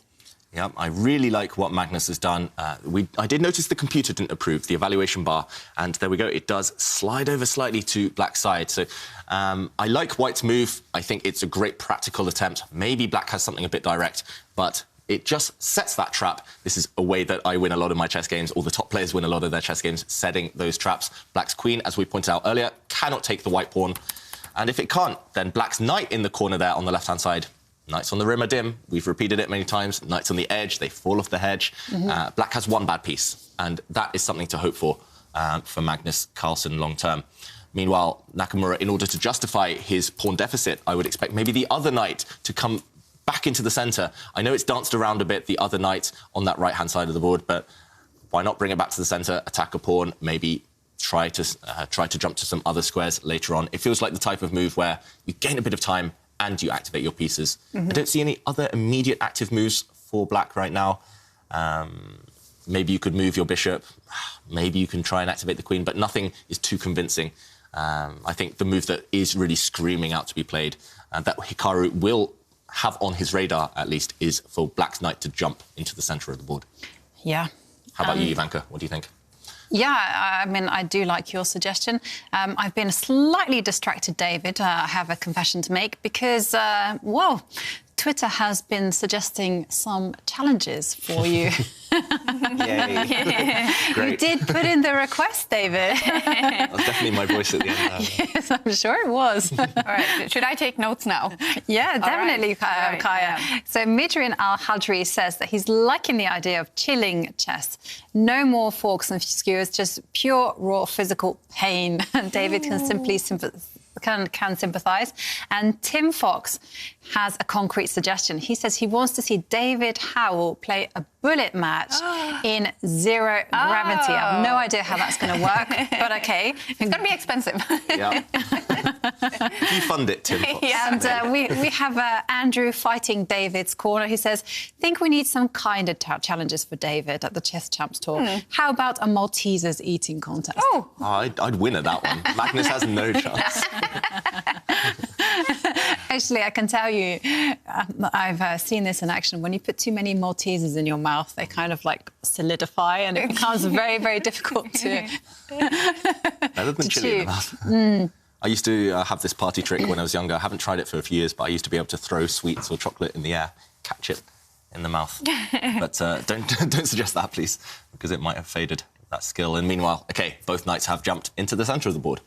Black's knight jumping in, attacking a pawn, White's knight jumping forward as well. This must have been Carlsen's idea to centralise the white knight. And again, the onus is back on Hikaru to justify it being a pawn down. It feels like Black's position is very good, very active, but that activity might fade away long term. Or if Nakamura, if he just plays too slowly for 2-3 moves, if those white pieces on the left side start to bring themselves forward, start to find better squares, White's just a pawn up. So, yeah, the next few moves, it's crunch time for Nakamura. these are the critical few moments if he wants to maintain his lead in the match. And I just want to mention, so we also have a match going on for third place between Levon Aronian and Shakhriyar Mamdjarov. And Mamdjarov, he won the first game today, and the second has now ended in a draw. So they tied the match yesterday. Mamdjarov is now up by 1 point with 2 games to go in that one. So Levon Aronian, he needs to strike back with a win within those 2 last games to take it to tiebreaks. We'll follow that as well. And obviously, Magnus Carlsen, he needs to find a win at some point in the last 3 games here if he wants to avoid tiebreaks. With the white pieces here, I mean, will this be the game? Feels like he wants it to be the game, at least. Magnus choosing a ambitious opening. Not necessarily the most aggressive, because white's actually just grabbed a pawn and trying to cling on. This is how I like to play chess. You just grab a bit of material or you take a long-term strategic advantage and then you just try and survive as long as possible until that advantage becomes a factor later in the game. But it is making Nakamura think. It is making Nakamura kind of, sacrifice a piece even. Nakamura there, he's just weighing up the risks involved, and he does sacrifice a piece. He's just played knight takes pawn. That knight can be captured by white's knight, but Nakamura has a sneaky idea in mind. We have to go to the board. Maybe we can keep an eye on the players, because I want to see if Magnus reacts to that one. So far, stony-faced, he hasn't flinched. Black just bringing his knight to this square, capturing a pawn. It can be simply taken. But Nakamura's idea is that he's opened up this line for his rook. So now, after bishop takes knight, white has a dilemma. If queen takes bishop, suddenly the rook will bring itself down. Checkmate. The king is caught at the bottom of the board. The only escape square, this square, is guarded by black's bishop. So this would be a disaster for Magnus Carlsen. In this position, he cannot play queen takes bishop. He would have to play pawn takes, but this is super scary. Suddenly black's queen jumps into the position, and combined with this bishop threatening to do nasty stuff to the white king on this square. Maybe Magnus Carlsen can save this game by pushing a pawn forward, but it would be playing with fire. Actually, we're going straight for this position. We're about to reach that position, and Magnus, he'll have to play pawn forward, blocking a check on this square. And I expect to see maybe Nakamura swing his rook across, try to deliver checkmate. Magnus under heavy fire here. Look at Magnus's face as well, lifting his eyes. He knows that suddenly it's trouble. It's trouble. Maybe he's okay as white, but Nakamura, maybe buoyed and feeling more confident after the last game. He is the one being aggressive now. Magnus needs to be super careful, basically. Yeah. Absolutely. I mean, there is a path to navigate, and I think Magnus is totally okay. But I suspect that the position might fizzle out into a draw. And remember, a draw isn't really what Magnus wants to achieve with the white pieces. OK, so I'm expecting Magnus to capture that bishop with a pawn. The line is treacherous, David, but it's OK, isn't it? Yep, it is OK for white, and we're lucky here. We do see the evaluation bar. It says 0.0, and there's a running joke among professional chess players, or among grandmasters. Even the wildest positions, sometimes the computer just laughs and says, draw. So in this position, it is wild. Anything can happen. White might win because white will probably be a piece up. Black might win because black might give checkmate. But either way, 0.0, it's irrelevant.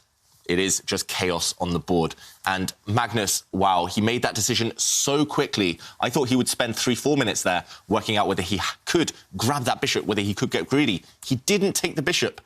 And now Magnus, I just barely understand. I'm almost speechless. If black maybe just moves that bishop away from the attack, black has the advantage for free. Black has a better pawn structure. White's king still weak. Black has the only open line. Magnus... and the better piece play. I mean, everything is in Hikaru's favour, so... He's been bluffed. Totally. Wow. Totally tricked. And, yeah, he needed to go into these complications. It was ultimately a draw. But like David says, we have the privilege of seeing the bar. Even, you know, I'm not using a computer, but I can see the bar go up and down, and that guides me into what is OK and what isn't. But still, he needed to back this up with calculation. And that's actually something that we've seen from Magnus. We've seen him not perhaps be the most accurate in terms of that. He's kind of been playing on instinct as opposed to sitting down and working out. And he actually did say, when you did the commentary with Magnus Carlsen on the candidates match, I mean, he was very honest that certain players were better calculators than him. Yeah. Like, I remember him saying Anish Giri, Fabiano Caruana calculated better than him. They had wider breadth of moves because of sheer calculation. Yeah. Magnus as well is maybe... I mean, he's a good calculator, don't get me wrong, but maybe another thing is he does trust his opponents sometimes. He doesn't really... well, he can get bluffed. It's as simple as that. Sometimes his opponents go super aggressive, and rather than just take the time out, calculate for a few minutes and defend, he would rather just get a playable position. And, OK, right now, Nakamura playing a very sneaky move. Not the move I expected. I thought Black would just retreat his bishop with a fantastic position. Nakamura continuing to try and attack. Black threatening checkmate again. Black's queen now trying to come down to the bottom of the board, trapping that white king on the bottom rank. And if white captures that bishop with his pawn in front of his king, again, there's the same idea. At the very least, Black's queen will come down and capture a pawn. White's king would be in mortal danger. Yeah, I think it would be absolutely death at the end. Should we bring up a board and let's show it out, what we're talking about? So, first of all, the big threat in the position is, as David says, to drop the queen all the way down to give a check. And you can see that the king won't have a hiding place because of the bishop. And now the moves have actually come, but pawn takes bishop just wasn't possible because after queen takes pawn, you can see the bishop and the queen are lining up work together to create basically a checkmate, and white will have to contort and give up away lots of pieces to avoid that. So that's why Magnus says, nope, I'm simply going to try to eliminate some of the danger by trading off pieces. So he offers this trade of queens, blocking the only open line, Magnus, and now Hikaru just retreats. He just repeats the position. There's still the threat against white's queen, and if white plays queen takes bishop, again, back rank. Checkmate. So the players still creating these threats. Magnus on the defensive. After Black's queen retreated, I expect to see maybe Magnus retreat his own queen. That would repeat the same position. But if he's feeling in an ambitious mood, maybe he'll block the attack from the Black Rook by planting his knight in the centre of the board. Either way, I think white is actually in a bit of trouble. But it's interesting to see Nakamura offer to repeat the position at least once. So let's see, how will Magnus Carlsen react after this queen retreat to the threat on his queen? All right. Yeah, and Magnus does retreat. And I think Hikaru is just simply testing the waters. He wants to see if Magnus is happy. But that's a bit of a strange grimace from Hikaru. I mean... It's decision time for Hikaru. If he wants, he can take a draw here. Because he is 1 point up. And if he brings his queen forward again, I think Magnus will be forced to go for the draw. But Hikaru, he's got a better position. Here, it feels like it's time to just forget about safety first. Just push forward. Try to win. Try to go up 2-0 in today's match if he can. Because white's position, it's in tatters. White's king has no defenders around it. Why not just retreat your bishop and continue playing for the attack? I think he can play without too much risk as well, Nakamura. So we are looking for... Well, we're not looking for a queen move by Hikaru, because that would be a sign he is heading into a draw. Yeah. Maybe he'll think that's OK with Black, getting one game closer to the end result of forcing tie breaks, but that would also show weakness to Magnus Carlsen. Magnus would feel so confident just by the fact that Hikaru would be... Totally. I mean, it would show a complete lack of confidence in your ability to win. I mean, because if you look at this position, and Hikaru will know, first of all, he dealt Magnus a blow, a tactical blow, you know, and Magnus didn't see it and he's rejected it. And now you can just look at the pawn structure and you can see that the pawn structure favours Black. Look at those two pawn islands. They're perfect. White's pawn structure, there are 3 pawn islands. Why do I say there's 3? Well, if you look, pawn islands are pawns that are grouped together. And you can see... Well, and David can highlight for me. So Black has these beautiful pawns all connected.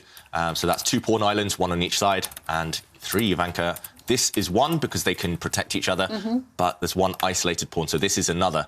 And, OK, another set of pawns over here. So 3 pawn islands in an endgame. Essentially, the isolated pawn would be a huge target. It'll be very, very weak.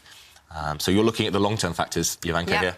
I'm looking at that. That's a clear sign that things are in Hikaru's favour. And there's also the second sign that things are going well, and that is the fact that the bishops, well, they're better placed. Yeah, I mean, everything. The rook is a better place, the bishop's a better place. Only the black knight is a bit of a... We won't mention that piece. Jovanka, the move I want to play, maybe it's not the only one, but the move I want to play, dropping the bishop back, I have a sneaky trap in mind, because if white plays the most natural move in the position, white brings the bishop forward, trying to bring the rook to the open line. You talked about this knight being bad.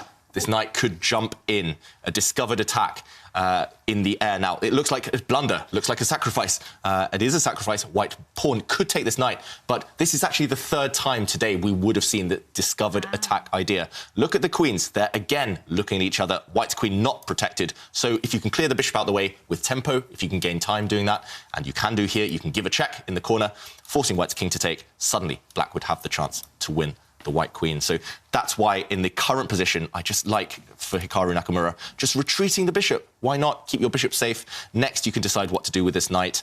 And I just think white's in huge trouble. I just think these pieces, they're clumsy. They don't have any decent squares to go to. No ideal home for them. And Nakamura, still no risk. Black has no weaknesses. Why not play on? I really... if I were him, at least, I really wouldn't be thinking about the draw here. Yeah, but thinking now for 3.5 minutes, Hikaru Nakamura probably debating whether to go for the draw, the safe one, or to keep fighting and maybe get a second win in the second game, which must be tempting. It is tempting, especially with the black pieces. I think before the game, he would have said, yeah, with black, I'll definitely take the draw. I get white in the next one. I'm already 1 point up in today's match. But... yeah, with the position on the board. And Hikaru, he came with the better homework in this game. Magnus tried to surprise him. Nakamura got the better opening in the end. So I do think this is his moment to strike Naka. He'll regret taking the draw if he doesn't win today's match. But the longer he thinks, the lower he gets on the clock, the more tempting it will become to take the draw. Yeah, and he's really debating it. He's super unsure. He's going for it. Body language. He's done this before several times on the tour. And now, will we see the position repeat itself? If the queens retreat, Magnus now takes the draw. Threefold repetition. The game is over. Draw. Missed opportunity for Nakamura, though. Wow. Magnus Carlsen basically getting a little lucky here. It is a draw. And Hikaru, OK. He's hitting his head. Yeah, I think he just turned on the analysis engine. He realised black has a huge advantage in the final position.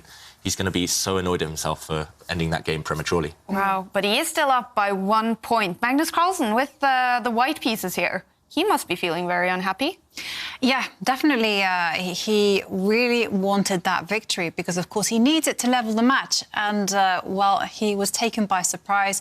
First of all, Hikaru sacrificed a pawn.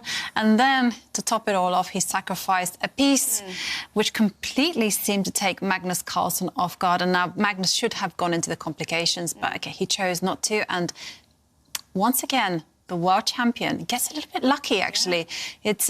He got away with the draw because Hikaru didn't trust himself. Yeah, definitely interesting game, David. What happened?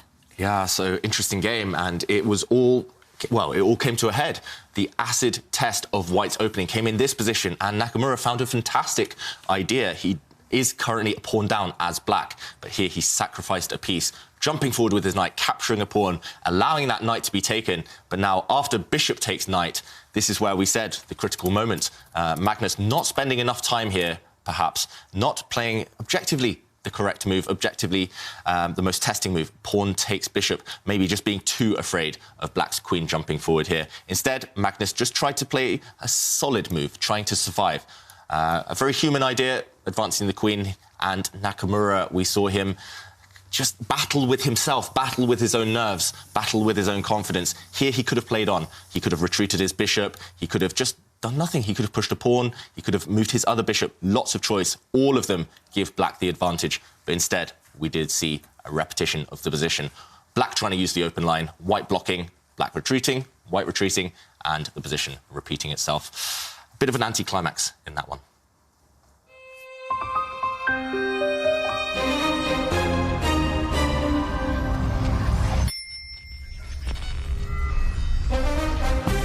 Hikaru Nakamura is up by 1 point, coming up the third game. And if Hikaru wins this one, we're going to head straight into tiebreak. Magnus Carlsen needs at least a draw, or preferably a win. All right, more excitement to come. We have 2 games to go in the Rapid. And Magnus Carlsen, he needs at least 1 win. or else it's going to go to tiebreaks. Hikaru Nakamura. He only needs 2 draws now to take it to that tiebreak, so it's going to be exciting. And look at that, in the next break, of course, we're going to be joined by Ginger DM, Simon Williams. But now, as always, with the New in Chess being our partner for this tournament, Dirk-Jan, the editor, is sharing stories from over 35 years with this fantastic magazine. He has been telling us all about the male world champions, but of course we have to focus on the women as well. And today it's about the best female chess player of all time, Judith Polgar. The first time Judith Polgar featured prominently in New in Chess was in 1989, when she was a total sensation at a tournament in Amsterdam. Judith was 13 years old and she was beating male opponents who were way older and way more experienced than her. Everyone wanted to see Judith Polgar, the young girl with the auburn ponytail, as she was sitting there at the board, mostly with her legs folded underneath and staring at her opponent with impatience, like, when are you going to move? How difficult can it be? I know what I'm going to move next. Judith created Polgar Mania in the Netherlands at that point, and she granted us an interview of half an hour. In that interview there was a lot of giggling, particularly when she remembered which famous people she had met, like President George Bush she had met. And she said that Sophia, her sister, had even met Lady Di, to which she added with loud laughter, and Charlie. When Judith was 15 years old, she broke Bobby Fischer's record of the youngest grandmaster in history, which didn't mean that her male opponents got used to her easily. Still, some of them banged their head into the wall if they lost to her. They resigned games without congratulating him. And this still was the case in 1994 when she played in Madrid, and which I think at that point was the high point, and it remained one of the high points in her career. She won that tournament, the first Grandmaster tournament that she won, but her opponents, they still found it very difficult. After one of her games, she came into the press room and she looked at me in disbelief and she said, "I didn't kill him, did I?" And I thought for a moment and I said, "Well, maybe you did." Gradually people got used to Judith, and she moved up to the top 10 in the world, became one of the best players. She beat world champions, and probably the most telling compliment was paid by Fischer-Anand when at some point when he was asked about Judith, said, "Oh, Judith, why, she's one of the boys."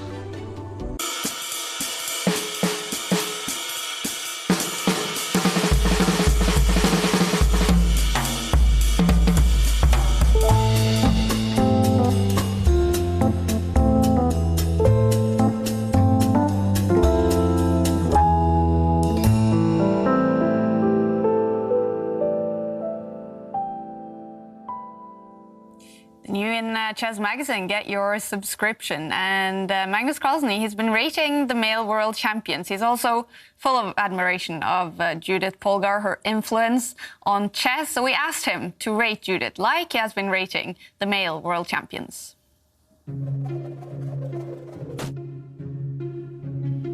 I think Judith, in terms of genius, I feel like she's more of a product of she's certainly naturally talented, but I wouldn't necessarily say that I can see genius in her play. It's, I think, more about extreme repetition from when she was young, that she's able to recreate some remarkable patterns. So I'm gonna go with the 7 here for Judith. I think one thing that her games never lacked is entertainment. This one is gonna be a 9 pretty clearly. She's somebody who always sought to attack no matter what, for good and for bad. I think it's no coincidence that people played their best games against her, and that she also managed to really crush some of the best players in the world, because she had a very entertaining and uncompromising style. In terms of influence, I would say being the best female chess player of all time, she has great influence that she has used and is still using very well. So it's going to be a 9. In terms of sanity, I think, no reason not to give her a 10 here. Amazing scores for Judith Polgar, given by world champion Magnus Carlsen and Jovanka. Judith Polgar, she must be a huge inspiration to you.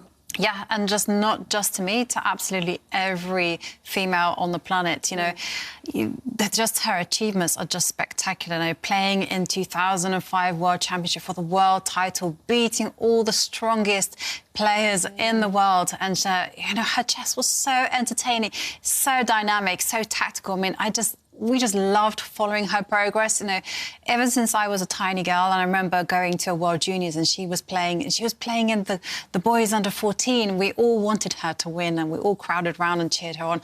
I mean, that for me was the beginning, but I just absolutely adore. And I get still tongue-tied, actually, just thinking about what she's done for the game and what she still continues to do for the game. You know, now she has a big chess festival, and her influence now here on the Julius Baer Chess Challenge. I mean, it just continues. And there you can see her playing against the strongest players. And of course, she beat Garry Kasparov, who is a total idol. So, yeah, you know, she's huge, right? She's absolutely huge, you know. I mean, she deserves to be. I mean, she was never women's world champion or whatever, but that doesn't matter. She is definitely in the history books. Yeah, she was top 10 at some point in the world rankings, of course. And Magnus said it, super entertaining. Have you ever played her, David? Yeah, I was lucky.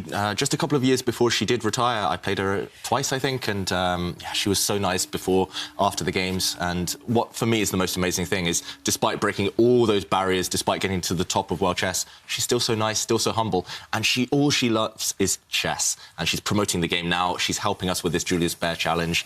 She's got her own foundation. It's all about chess, all about growing the game, supporting the next generation of girls. Yeah.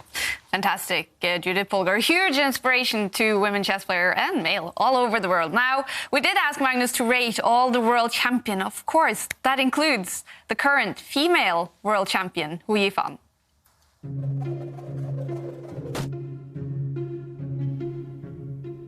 Hu Yifan, I would consider the second strongest female chess player of all time. In terms of genius, I wouldn't necessarily say that I see too much genius in Hu Yifan's play. She's definitely talented, was very strong at a young age, but I don't necessarily see that in her play. So she's gonna get a 6 here. Hu Yifan has a very entertaining style, uncompromising, a bit similar to Judith in that sense that she wins great attacking games and also loses a few of them. So she gets an 8 here. In terms of influence, I would say it's a little bit early to say since she's still fairly young, but she's gonna get a 6 here, since there have already been quite a few Chinese players that have followed in her footsteps. In terms of sanity, again, all my interactions with her have been good. No reason to give anything other than a 10 for her. Hu Yifan, a fantastic chess player, super smart girl as well. I know she's very highly rated as a professor. had the mistake of calling her current. Former world champion is, of course, the right. But what does she mean to female chess, Joanka? No, again, she's another female that's breaking down the barriers. I know she was in the top 100 of men rating list, and that hasn't been seen since Judith Polgar. And I remember watching her play in the Gibraltar Chess Congress, where she came, you know, she just demolished everyone, and she tied for first in this huge International Chess Open. Again, breaking down those barriers, and we all admire every single female's feats out there in the chess world, because, you know, if you're kind of looking at statistics, there aren't too many women playing in chess, and so to see someone like Hu Yifan just, you know. And also what I really liked about Hu Yifan was that she also played in the women's tournaments. Yeah. She made herself accessible. And so, you know, we all like to play against strong players. And I know I've had plenty of games against Hu Yifan, and I really appreciate that she did that. You know, she was playing for the Chinese women's national team in the Olympiads. She would participate in the Women's World Championships. And I like that mix. And I also like her style. She's a very aggressive player and very entertaining to watch. And she's also contributing in the Julius Baer Challenges Tour, right? Teaching some of the young players some fantastic chess. All right, the world champions, the big theme in this tournament. Now we have to get back to the big final. Game 3 is about to come up. These are the results. Hikaru Nakamura winning the first game, so he is up by 1 point. If he's able to draw the 2 last games, it's going to go to tiebreaks. Magnus Carlsen, he needs a win to win the tournament. Levon Aronian and Shakhriyar Mamdiyarov played 2 games. Shakhriyar is up by 1 point in that match for 3rd place. And it's going to be Hikaru now with the white pieces. You were a little disappointed, David, that he did go into a draw in that last one. He did have winning chances. Are we seeing nerves now? Definitely. I can't explain that decision other than nerves. And I'm not necessarily disappointed in general as a chess fan, because that was still an exciting game, short and sweet. But I'm disappointed on Nakamura's behalf, because I think he had the momentum behind him. He played fantastically in the first game. He needs to reset now and channel that first game, channel the way he played with the strong opening, the strong middle game, and that killer instinct. And if he does that, and Magnus, he's still the one on the back foot today. Yeah. What do you think will be Magnus' tactics going into this game? Because he needs a win. Do you think he is okay now with heading into tiebreaks? Or is he desperate to find a win in one of these 2 last games? I think no one really wants to head into tiebreaks, and especially if you consider that Hikaru is actually one of the world's best players at the Blitz time control, which is the shorter time control. So I think Magnus will be looking at securing a win in one of these 2 games. And if he can do that, then he is in a great position for equalizing in the match. And of course, a draw in the match means a victory for Magnus. But okay, he still has to handle Hikaru's initiative with the white pieces. And we saw in game 1 how badly that went for Magnus. So we'll see what he brings to the table today. And so he's chosen a little bit more solid opening already, and he's pushed his pawns forward with in front of the queen. Yep, so we do see the Queen's Gambit. The Queen's Gambit declined. Black not accepting that gambit, Black not accepting the pawn that was on offer. In the previous game, it was a bit of an opening disaster for Magnus Carlsen. So rather than spend the 15-minute break studying openings frantically, trying to call up his coaches, Magnus just goes back to another trick in his box, going back to a different opening, a very solid one which he first prepared a few years ago with his coaches. And now we do see Nakamura, after a trade of pawns, developing his bishop. This is very solid stuff by both sides. The game will likely become more of a manoeuvring battle, but Nakamura clearly not surprised. Yeah, and we have to say, actually, that pawn move that you've seen there, the pawn in front of the rook, this is actually a little bit of a specialty of Magnus. I've seen him do this throughout the tournament, and he's been very successful, I have to say. Yep, he tends to thrive in these positions where he can slowly manoeuvre, right? Where he can just slow down the pace of the game. He dictates the tempo, when to initiate action later. There, Black's bishop jumps out, attacking the white queen. Will White block that attack? Will White just move the queen? Nakamura slightly confused by that one, slightly surprised at least. And yep, not just Magnus Carlsen using this with success. One of his coaches, Niels Grandelius, Swedish #1, he has played this opening by pushing that rook's pawn forward on move 3. He's played that several times before as well. So this is well-known stuff up to this point, maybe. And now Nakamura, how will he deal with that attack against the white queen? That's a little bit of an unusual move. You know, immediately I can check my database and I can see from there being quite a few games to suddenly there being just 2 games in the database. So this will certainly put Hikaru on the back foot, and he will have to start to think and come up with a formulation. Like, for instance, the most natural move to me is actually to, I was going to say to block the attack with the knight, but OK, he has instead played the much more aggressive, moving the queen to the left side of the board, where the queen now attacks a pawn. One thing I learned from you, Jovanka, is that every move has consequences, and the advance of Black's bishop, bringing that black bishop out very early in the game, has left a pawn undefended. And that black bishop, if it stood at home, it would otherwise be protecting a pawn. White's queen is now just threatening to bring herself up and capture that loose pawn. How will Magnus deal with that attack? I do notice, meanwhile, Magnus looking off several times to the side. Is there another football match on? No, that's bad news. Magnus, stay focused on the job in hand. OK. Well, it definitely isn't the Manchester United-Liverpool game, because that has been postponed due to some drama outside Old Trafford. OK, and Hikaru yawning. What is this? Hikaru yawning. It's not that late for him. It's only, what is it, midday for Nakamura. So Black actually ignored an attack against his pawn, trying to maybe lure the white queen forward, trying to tempt Nakamura into getting greedy. Instead, Nakamura takes a timeout. He attacks the black bishop. The black bishop retreated. And right now, White still has a decision to make. Do you get greedy? Do you grab that undefended pawn? Let's bring up the analysis board to see what would happen if White gets greedy. OK, he doesn't. He just moved his knight instead, developing a piece. If he had taken this pawn, I think some of the viewers might be wondering, why not get greedy? Why not take this pawn and gain time against the black rook?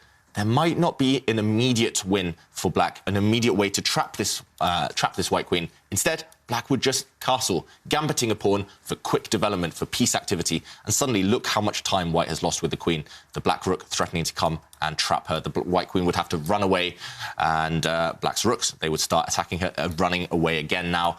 And suddenly, the knight jumping forward. Everything coming with tempo for Black. Black gaining so much time. One pawn is not worth losing 3 or 4 moves. So Nakamura deciding not to grab that pawn, instead developing a piece.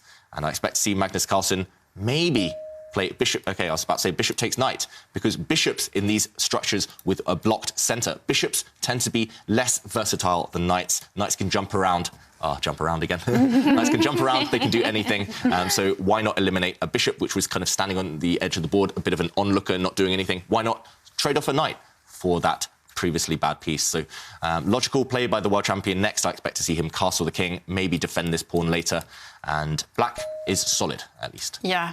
And we see the moves come thick and fast. But I think now we're going to see a little pause in the play, because after Magnus has castled kingside, well, to the right, well, I was going to say that Hikaru is probably going to take some time out just to adjust and come up with a plan. But nope. Hikaru centralises his rook, lines it up on an open line, and this is actually quite a thematic manoeuvre, because the whole point is that if you can tie the knight in front, the black knight in front of his pawns, then actually you can start to put pressure on that knight by attacking the defenders of that knight. And that's a very strategical concept. And that is why Magnus is like, I don't want any of that pressure. Thank you very much. And he retreats the knight, defends the pawn that was under attack, and he's getting ready to stabilize his pawn structure, maneuver his knights to better square, and the game starts taking on a very long and closed nature. Yeah, so interesting stuff. That black knight, we do often say this, knights on open lines should never stand in front of their own pawns, because then your pawns lose flexibility. The only way to open the position are pawn breaks, after all, so you should never block your own pawns with knights on open lines. That's why the knight retreats. It looks like a passive move, but it's just taking a time out. The next 2 or 3 moves, Black will push a pawn to where the knight formerly stood, and that black knight will finally re-centralise itself. It's got a nice square to jump out to later on next to the black queen. It takes a long time. It's very long-winded, deep plan by Carlsen, but compared to the first game today, it's an opening success, right? Yes. The first game, he was lost straight out the opening pretty much. This one is still not amazing for black, but at least he survived. And the pace of the game is slower. It's more his home territory. Yeah. Nakamura, meanwhile, offering a trade of queens, even at the cost of doubling white's pawns. What do you think, Ivanka?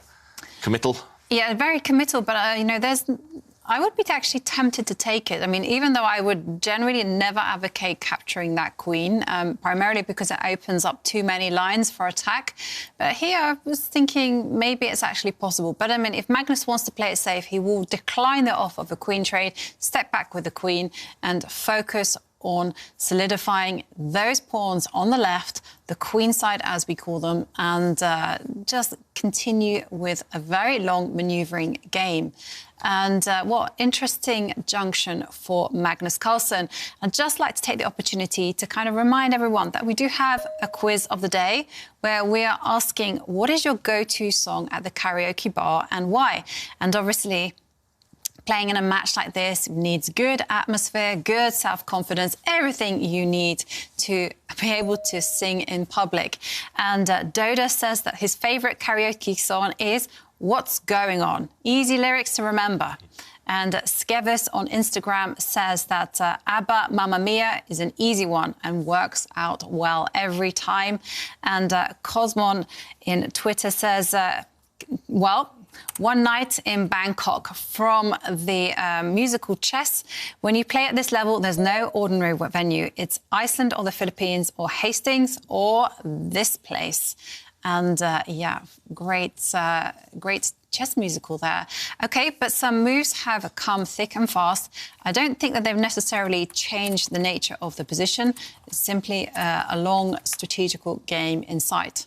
Yeah, talking of long games, Magnus probably watching a football match. He was looking over for a long time there, looking away from the board.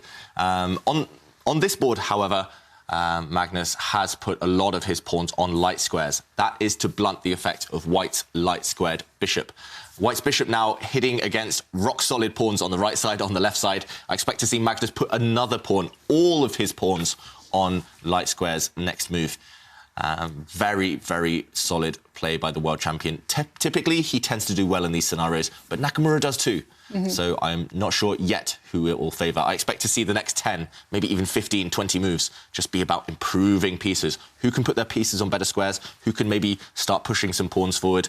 It's yet to be decided. It's purely about planning right now. Yeah. I have to say, I do quite like Magnus's position. You kind of said that it's a little bit passive, but I like it because it's very solid. And I can just imagine that bishop. I can't help it, David. You know, karaoke is the theme of our quiz of the day. And so I suddenly got a song in my head, like pawns to the left of me, pawns to the right of me, stuck in the middle with you. Yes. Yeah, we're actually stuck in the middle, right? Yeah. So, OK. You're stuck in the middle of me and Kaya, yeah. There's clowns to the left of me, jokers to the right. I will safely admit that I am the clown of the group. OK, meanwhile, Carlsen just bringing his rook to a semi-open line. Very sensible stuff, improving a piece. And that's why Magnus likes these type of positions. And I think specifically these two, it's no coincidence they are the two best speed online specialists in the world, because they quickly play those slow kind of building up moves. They never doubt their instinct. They see a plan, they consistently stick to it. And we'd mentioned that white bishop stuck in the middle, stuck in the mud, not really hitting any outpost, well, not hitting any weak spots. So Nakamura just retreats that bishop, clearing a square for white's knight. I'm not sure if white's knight will use that immediately, but looking for fresher pastures for the white bishop at least, Nakamura. And there we go. OK, the white knight does jump to the square that the bishop previously stood on. So this time, the knight is stuck in the middle, but it is headed towards very promising squares. That knight is threatening to jump forward to two possible squares. Both would attack the black queen. And in this type of pawn structure, that is the ideal square for any knight. Meanwhile, Magnus also manoeuvring his knight. I just love the black pawn structure right now. All of them on light squares, all of them just forming a bit of a wall, a bit of a barrier for white's bishop that I don't think that bishop will be able to break down anytime soon. All right, and the battle for third place is finished. Mamadjaro winning 2 games today, so he is the winner of that, securing third place in the New in Chess Classic. What a fantastic player, but a little bit of a shock. because we didn't rate him as a favorite in online rapid. Yeah, and he had himself admitted a few days ago in an interview, only the last year has he really come back to online chess. Yeah. He's much less experienced online, at least, than some of the other players in the field. And one thing I want to point out about the third place match, yesterday, all 4 games were won by black. Today, Mamedyarov won 2 games with black. So 6 out of the 7 games were won by black. That's refreshing, right? What is happening to chess? It's a dark day for chess. Yes, whenever I think of that, I think of that book, Black is Okay. Yeah, by Adorjan. Yeah. Yeah, there was a book a few years ago saying black is okay, stating that actually being able to react to the moves is more important than having the first move. And it's an interesting point of view. It's I know a lot of people, they think, OK, having black, it's a big disadvantage. We're always reacting in the opening. But if you look on the bright side, you get to see what your opponent's plans are, and then you can counterattack. Yeah, it's clearly. And studying Mamedyarov's games as well might be an inspiration for anyone struggling with the black pieces. Wow. Well, yeah, I mean, I love his entertaining, aggressive style. And the games have been so fiery and spicy, you know, absolutely. Just checking through the games, you know, it's unheard of that Levon Aronian loses in 24 moves. And then Shakira lost in 21 moves with the white pieces. I mean, totally insane. And talking of spiciness, I do have to show you everyone this picture. Steve Balboa says, David Howell likes them spicy. And you can check out the picture. And here you go. Lucky you, David. Baby spice and sporty spice. I'm very jealous, actually. I think most people who grew up in the 90s are. And that's the perks of being a chess player. I was working on a chess event in London and I got tickets as part of that job. Backstage tickets at a Taylor Swift concert. That's where I met them. And OK, wow, huge developments on the board meanwhile. Nakamura, he's going on the attack. He's pushing pawns. I thought he would just maneuver, but he pushed a pawn. That is a very committal, weakening move. Now, there are weak squares in White's camp, and Carlsen, he does remaneuver the Black Knight. Black's rook in the middle of the board, now attacking a backward pawn, an undefended pawn in White's camp. Will that backfire? That's a huge, risky decision by Nakamura. All right, well, we're going to see what Nakamura does to respond now. But first, we're joined by the player who won the match for third place, Shakhriyar Mamedyarov. Congratulations, Shakhriyar. Hello. Thank you very much. Well, what a match it has been for third place. We just realized 6 out of 7 games ending up with a win with the black pieces. What on earth have you guys been up to? Yeah, I understand the time and I do draw very fast because with white, after to win with black. And I think it's very important because yesterday really we played very good games, very interesting games. And every time black is win. And today I tried to do one draw with white. I think for me, it's absolutely not easy to do or draw with white. But okay, if you want to win match, you need to draw. But okay, thank you very much for Levon. He's really very fighting and really he want to win. Of course, he's one of the best chess players in the world. And he tried to win, and we played very nice match. Thank you very much for Levon. For very much. Fantastic. And well, you said it yourself a few days ago. You only recently sort of came into online chess or came back to online chess. Are you a little bit surprised yourself on doing so well, getting third place in this online rapid tournament? No, you know, for me it's absolutely strange. And also just today I checked and now I think I won is 70 games or 90 games in this tournament, in rapid, 70 games, yes, or 90. It's absolutely for me, I don't know, I think it will be a record for this tournament for all time. Somebody wins 70 games in tournament, I mean rapid, it's absolutely strange. I won in 12 games in playoff and 7 games in 90 games I won, I think. I think 90 is absolutely, I think 7th or 9th. Yeah, of course, it's very fantastic results for me. It's absolutely fantastic results. But okay, it is rapid, it is not blitz. we all know I am World Rapid Champion in 2013, and it is show I play Rapid not bad.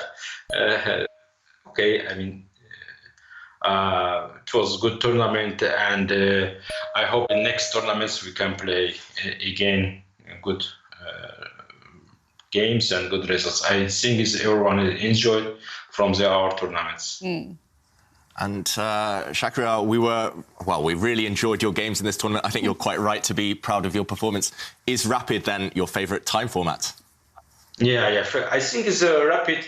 My first, I think it's my favorite is control is Rapid. It's only 50 minutes, not 25. It's Rapid is only 50 minutes because in 50 minutes I can calculate some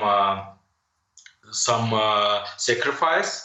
And if it will be 25 minutes, it will be too much for sacrifice some strength. Yeah, in 50 minutes I can sacrifice something very interesting and just try to play very interesting. But when in classic or 25 minutes, it is too strange. Or it is like you play like Tal 40 years ago or 30 years ago. But now the energy and everything is very good, and it's not easy to sacrifice. You close ace and to just sacrifice is not easy. I think for this reason, is 50 minutes is my absolutely favorite control. Not 25, not classical, but second is classical. But Blitz is. I absolutely played very bad the last 3-4 years. One time I remember 7 years ago or 6 years ago, my rating was in Blitz 2,900 near 2,875 or something like it. I was world number 2 in Blitz after Carlsen, I think. But now I am for sure not in top 10 in Blitz because I am not fast. I think it's because my old is because I start to not to play Blitz, also not playing online, and I start to think too much in normal classical chess. For this reason, my Blitz is not very well. But if you will do tournament in Blitz, I will improve in internet. I can try to play again very well. But no doubt you're fantastic at Rapid Chess. Thank you so much for giving us such entertaining chess, Shakira, and congrats again on third place. Thank you very much. Good luck. Thanks for joining us. Thank you. All right, what a great guy, and what a great performance to get third place. Now we have a lot of moves. What's happening? We've had huge developments on the board, and I think we have to bring up the analysis board to show just what's happened over the last few turns. And I think we're about to see even bigger changes soon. So Nakamura, he's going on the attack. He's committed with white, pushing forward. This position we thought was quite balanced. It's quite blocked. It's about manoeuvring. Instead, Nakamura pushing pawns forward. F for forward, pushing this F pawn, trying to open up a line for his rook. But this is a really nice maneuver by Magnus. This is really classy stuff. Pushing the knight backwards. Knights are so dexterous, they can just retreat, they can occupy outposts. This knight may be jumping forward, also opening a line for the rook. This pawn, that backward pawn, is why it's such a committal decision for white. Hikaru, he continued attacking, but Magnus says, no, I'm going to close it, I'm going to block it. White attacked the queen, black sidestepped, and now this move. White trying to open things up again. Magnus says, no, again. He blocks it again. And this is, well, one more move in the current position. White's queen bringing itself across, and now Magnus jumping forward with the knights. And personally, I love black's position. Black is maybe threatening to jump into this square, deep into white's territory with his knight. Maybe later on, he can use his other knight to jump into an outpost. Also, Magnus has the idea, at the right moment, it doesn't work yet, but of sacrificing his rook for white's strong knight, just taking away white's only strong piece. And if he can do that in a favourable way, I think black has strategic dominance. Right now, Nakamura, he needs to play really energetic chess to stay alive, but I'm not sure he will. And it's not easy to find moves for white. It is, however, easier to find plans for black. Yeah, and just look at how those two black knights kind of stimmy up any form of white attack. Very, very risky play by Hikaru Nakamura. I mean, one thing I should say is that at the beginning, both David and myself advocated, taking the position into complicated natures. You wanted that deep, dark forest. But here, there is, if Hikaru's attack fails, then Magnus is the one that is going to emerge with the very strong counter-attack. And what you really ideally want is you want a situation when you talk about being complicated is where both sides have risks. and both sides have a clear way forward or some form of path and complications. Here, I just think that Hikaru has pushed it too far. Yeah, I agree, Ivanka, completely. Some might argue that Black's king is slightly weak, but I don't see it. Black's king is only as weak as the pieces that are around to attack it, and I don't see any pieces attacking that Black king. Black knights, they are the king's best friend. They will control a lot of squares. And also, not just the position on the board, it is inconsistent with his strategy, Nakamura, in the last game. He had a beautiful position, no risk. He played safe and took the draw. In this one, he's not playing safe. He's taking big risks with white, and that could well backfire. After his decision to take the draw in the last game, I thought he maybe would just slowly build up, keep everything defended, try and frustrate Magnus in this game, and that hasn't been the case so far. Magnus, just with some very natural moves, has found good squares for his knights, good outposts, and also, look at the time, clock advantage for Magnus Carlsen for the first time in this, well, in today's match, at least. And Nakamura shaking his head, meanwhile, not happy, because he's struggling to find a move. It's not clear what you can do. Unless you can push pawns forward, all white can do is wait. So that's why Nakamura is so unhappy right now. Do you think Magnus is sensing that this is his moment? He needs a win in one of the two last games to take it to tiebreaks. Just look at him. To avoid tiebreaks. Yes, you definitely don't want tiebreaks for Magnus. But what he wants is he is sensing the kill. I mean, just look how enthusiastic it is. He is. His body language says that, you know, he is focused. He knows that Hikaru has taken significant risks. And Hikaru now has retreated with his queen. And I think this is good kind of an idea, because Hikaru senses that the action is actually going to happen on the right side of the board, the king side, as we call it. And what will happen there is that the queen will be needed. But consequences, and David mentioned it, the rook is going to give itself away for a knight, and Magnus just did it. Magnus just like that. I mean, if I were watching this, I would say this is a grandmaster giving a symbol, just the way the position has evolved in Black's favour. It's just been so easy, and he has sacrificed Magnus Carlsen, giving up a rook for a knight and a pawn. So Black is 1 point down, a rook worth 5, a knight and pawn worth 4 together. But Magnus has complete control over the position. Nakamura now trying to go for the queen trade, but Magnus avoiding it, activating his queen. Suddenly, I mean, white is the one trying to get those queens off. Magnus doesn't put his queen on the same square. Black's rook is just going to bring itself to an open line, attacking white's pawn. White's pieces, they're dishevelled, they are not coordinated. This is, I mean, yes, white's ahead on material, but it's such an ugly position. There's no plans for white. No pawn pushers, nothing. And note how Hikaru offered to repeat the position, and Magnus said no. You know, up for a challenge? No. And talking about challenges, David, are you bracing yourself for what is in store for you? Go on. Go on. OK, so idea for David challenges. Kevin McLaughlin says, challenge for David is to play while running on a treadmill. If the bar evaluation swings against him, the treadmill speeds up. If it swings back, it slows down again. Yeah.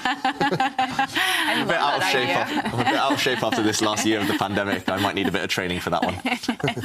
OK, but meanwhile, OK, let's go back to the game. And you can just see Magnus is trying to dominate the position on the dark squares, and his position is just so commanding. I mean, I have this kind of little saying that it's not what the pieces are, it's what they do. And if you look at the knights, they just control so many squares. The Black Queen is amazing, and well, Hikaru is trying. He has centralized his rook, but ultimately, this is no plan. I don't really see the idea behind white's last move. At the moment, the computer even suggests Stockfish there. We see the move suggestions below the cameras. Stockfish suggests just pushing a pawn for Black, kicking that white rook back. White's rook just moved forward, is about to get kicked back, and Black has other moves as well. Even the second suggestion by the computer is just to move the Black king. That's how long-term Black's advantage is. He can just do nothing, essentially, just move the Black king. And he's still got strategic dominance. He has full control, especially in the centre and on the right side of the board. White is just completely stuck. And at his leisure, whenever he wants, Magnus can even use the Black Queen and take another pawn in the centre. Then we would have a knight and 2 pawns for a rook. Level material, and still the 2 knights would have fantastic squares to jump to. I wouldn't rush to do that. I don't think black should trade queens anytime soon because the queen and knights combine perfectly well together. But yeah, black is in control. I am slightly surprised to see Magnus frown there, but it's probably just because he knows he has so much choice. And probably he's frowning at Hikaru's moves.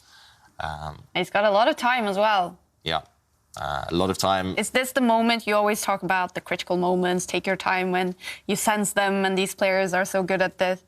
Is this one of those moments where Magnus can take some time to maybe make a long-term plan? Yes, exactly. I think you're right, Kaya. Normally it's when the position's just changed a bit as well. And just a couple of moves ago, black did sacrifice that rook for knight and pawn. So there has been a bit of a transformation in the position. And that's normally a good signal that you should take a pause. And if there's no direct win, if there's no way to immediately go for the white king, for example, then take a step back. You have 8 minutes. You have 2 minutes more than the opponent. Spend one of those minutes just working out where to put your pieces, when to push your pawns, and that's what Magnus is doing. And what happens? Is it a good idea for black to get greedy? I'm sure people would be asking, "Hey, can't black capture a pawn with the queen for free?" Yeah, as I mentioned, probably you don't want to rush with that. Queen trades. It's not clear that that benefits you. The queen does. Well, coordinate very well with the black knights. Like that pawn's not running away. It's a backward pawn. It can't move forward without getting captured anyway. So yeah. I don't know. What would you do, Jovanka? Would you be tempted to take it? No. I wouldn't be. I would also not be tempted to take it because, like you say, it's not really worth my time or energy to consume that pawn. And also, I would be a little bit hesitant about opening a line for the white rooks to coordinate. And I'm also very aware that the queen and knights, dangerous attacking pair. So I would not. I would be, in fact, tempted to just push forward my pawn and attack the rook and ask Hikaru, what you doing? Yeah, what do you think he will do if that pawn attacks the rook? Well, OK, well, we'll find out, David, because it's been attacked. I suspect he's just going to retreat the rook somewhere. That was the best move, right? That was what the computer wanted to see, the top computer suggestion, but it was also a very natural move. And that's the thing. Sometimes computer chess and human chess, it just doesn't align. We don't see chess or understand it in the same way, but here we do. If your opponent brings a rook forward to the centre of the board, if you can see a way to kick it back immediately, make your opponent lose 2 moves and improve your position at the same time, you might as well do it, right? So now, Nakamura, you can see on his face, I think he won't just be regretting this game, suddenly going aggressive at the wrong moment. He'll also be regretting what happened in the last game. If he'd won the last one, he could have just played safe in this game. But suddenly, suddenly it's all turning against Nakamura. Is there only one move for Hikaru not to worsen the position? Yeah, and he doesn't find the best move. He puts his rook on a different square, but right now, can't black just jump in with his knight and attack white's rook at the bottom of the board there? OK, there's lots of choice. Yeah, that looks great, doesn't it? And Magnus has found it. And now the point is that the two knights are looking at a nice central square, which is conveniently forking the queen and the rook. If we bring up the analysis board, black does have the option here of getting a bit greedy. I don't think he should, but black does have the option of jumping into the centre of the board with his knight and with a double attack. That's why putting the rook on this square is probably not the best, because it is a target. And we might see, for example, bishop takes knight, the other knight replacing it in the centre, still with this double attack. White's hope is that after rook takes pawn, knight takes queen, take, everything disappearing off the board. And in this final position, white being a couple of pawns down, or being just 1 pawn down, sorry, but suddenly active with the rook and active with the king. So maybe white can save this one, although he is still on the defensive. I don't think Magnus needs to rush. Why jump in with the knight when you can just sit and wait? I mean, you can move the king, you can move the pawn, you can move this pawn. Black has complete control. White is literally stuck. So this is an exercise or a test for Magnus to be patient with his forces. And he just has to control and dominate the position. And that is a classy move, David. I would never have thought of moving my king to the side like that. I mean, I would have thought about stepping it forward. I perhaps would have thought about pushing a pawn. But that, a little bit of a sadistic one. Yeah, Magnus just really rubbing salt into the wounds there for Nakamura. Magnus, with that last king move, is saying, I have all the time in the world to improve my position. You're the one suffering. You're the one struggling to survive. Why should I clarify the tension? Why should I rush? And Nakamura, you see it on his face. he knows that it's almost hopeless for white right now, despite white still being actually up on material. White's bishop is so bad. White's rook staring at a pawn that's well defended by knights. The two knights, they're just the best pieces here. And the problem is that if you pick up the bishop and try to remove it from the diagonal, well, then you have the issue of the knight fork, so you can't touch that. What about if you touch the... I mean, there aren't too many pieces that you can move, David. You can barely move the white queen. You can barely... Well, you definitely can't move the white king. Yeah. No, you can't move the... I don't see... You can't move the white queen, can you?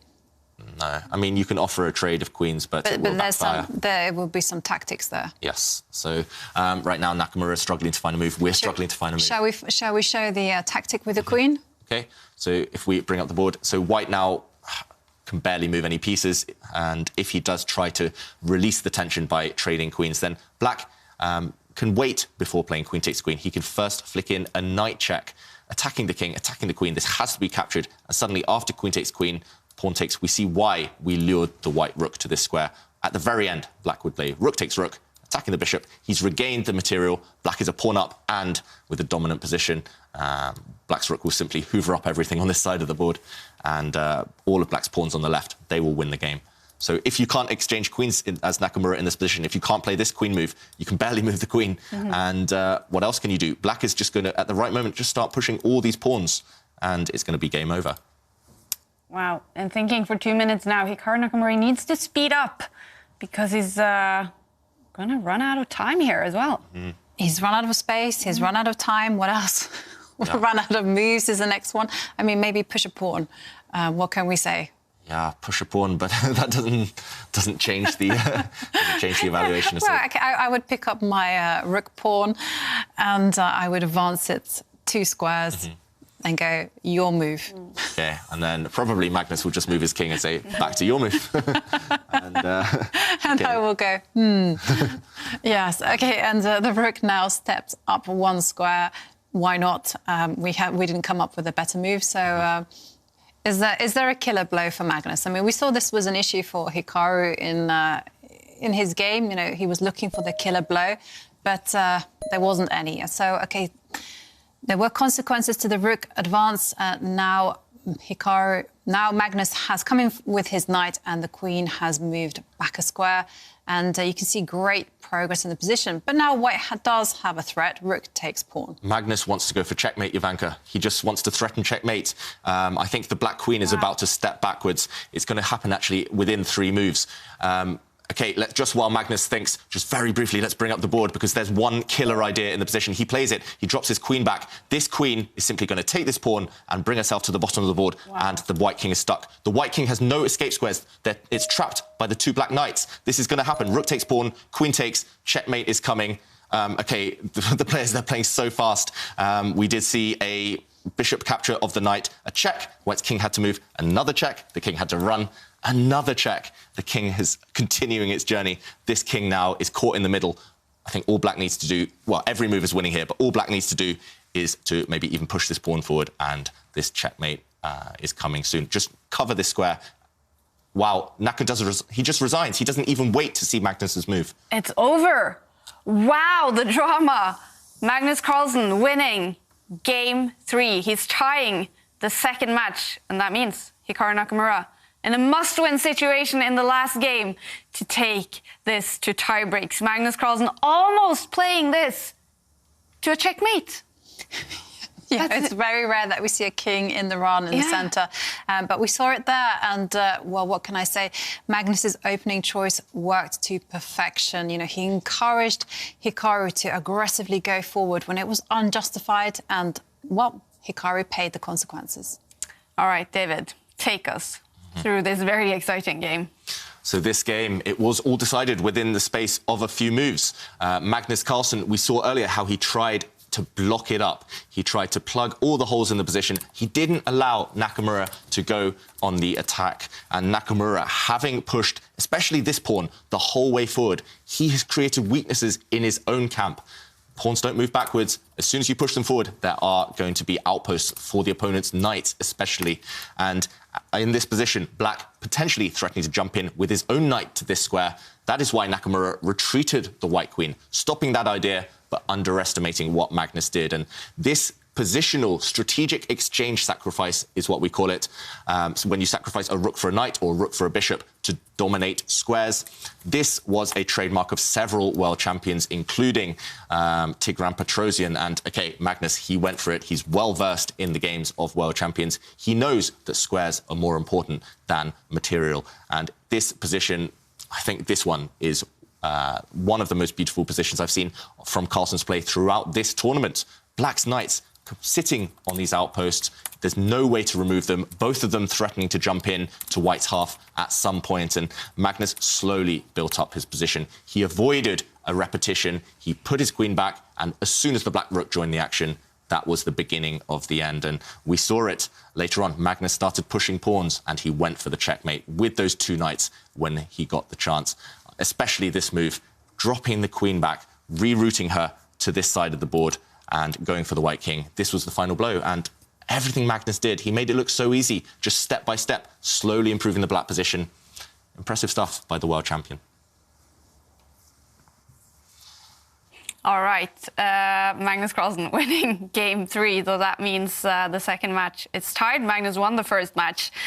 Hikaru Nakamura, he now has to win that final game to take this to tie breaks. And he did have the white pieces here, Hikaru. How mad will he be at himself right now? I mean, it's a very, very frustrating situation to be in. You know, the white pieces has ideally the advantage and should be white that is the one pushing for the win. And to lose with the white pieces, well, I think to say it's a disaster isn't an understatement, because now Magnus will have the white pieces and Magnus can dictate the pace of the game. And we saw it before. He is fantastic with the white pieces. He is fantastic with his opening knowledge. He knows how to kill the activity in the game. And, well, Hikaru can try, and we'll see what he comes up with, but he has to bring his fighting spirit to the game. But it has slipped through Magnus's fingers so many times so far in the Meltwater Champions Chess Tour. What will be his sort of mission in this final game? I think his mission is now to forget the rest of the tour. Yeah. It has been not the highlight of Magnus's career. Sometimes throughout this tour, always just cracking under the pressure when he has been in the lead. But I don't think Magnus has blown the lead when he's had white in the last game, only needing a draw. He has, in the past, maybe suffered with black. This time he has white. And we've seen it in World Championship matches before when he only needs a draw. He's very efficient at making things solid, at closing the gate, closing the door in his opponent's face. And, yeah, it's hard to see him failing at this last hurdle again. All right, it's coming up in about 10 minutes, the fourth and final rapid game in the final between Magnus Carlsen and Hikaru Nakamura. Hikaru Nakamura, he has to win it to take it to tiebreak. So now, let's take a step back. We have been impressed by Magnus throughout this tournament. We did do some tests with him before the tournament started, you know, to test the world champion skills. And one of the tests we did was his memory. David here, giving him some really hard historical chess games to guess. And the world champion, he blew our minds away. I'm now going to be showing Magnus some historical chess positions. Let's see if he recognises them.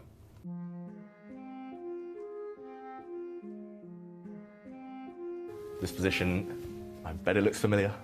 Yeah, this looks an awful lot like Tal Botvinnik. I think the continuation here was probably Queen D5 and then Rook A6 and Tal 1. Yes.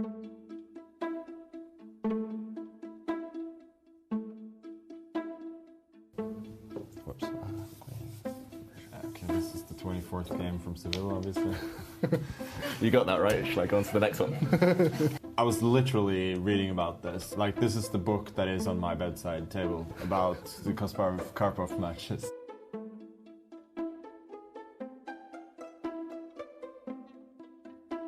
Does this ring any bells? Yeah, this is the old mate in one that Chucky missed. So this is Anand Ivanchuk from one of the Intel Rapid tournaments, probably from like 95 or something. 94, I think. But 94, yeah. Yeah, you're completely correct. Now I'm going to play through an opening and stop me when you recognize the game, and if you can tell me who was playing black in this one. Okay, sure. Okay. So I'm sure you've seen this opening before. Okay, it's gonna be Anand. Against? Zapata. What year? 87, 88 maybe? 88, yeah. Yeah.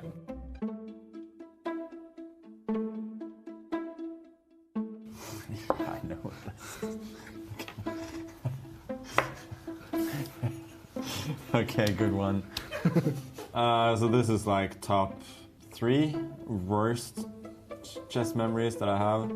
This is the game Carlsen Howell from World Youth Championship 2002. I needed to win the last game. I was half a point in front of Jan-Krzysztof. The most annoying part I remember about that last round is that Jan-Krzysztof, who was playing against an Indonesian player, Susilo Dinata. I think he played a Hikaru as black. He had an extra pawn and a great position, and then he just collapsed. And I was losing my advantage as well, and I just remember just raging like crazy. I could but tell, yeah. Obviously it got David a bronze medal, so that's the good part. It's all downhill from there. Wow, 19 years ago and you still remember the game next to you.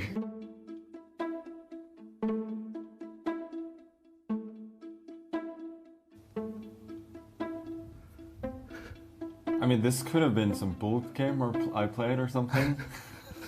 That's a good guess, that's a good guess. I'm probably gonna need a hint. Okay, it's from the entertainment industry.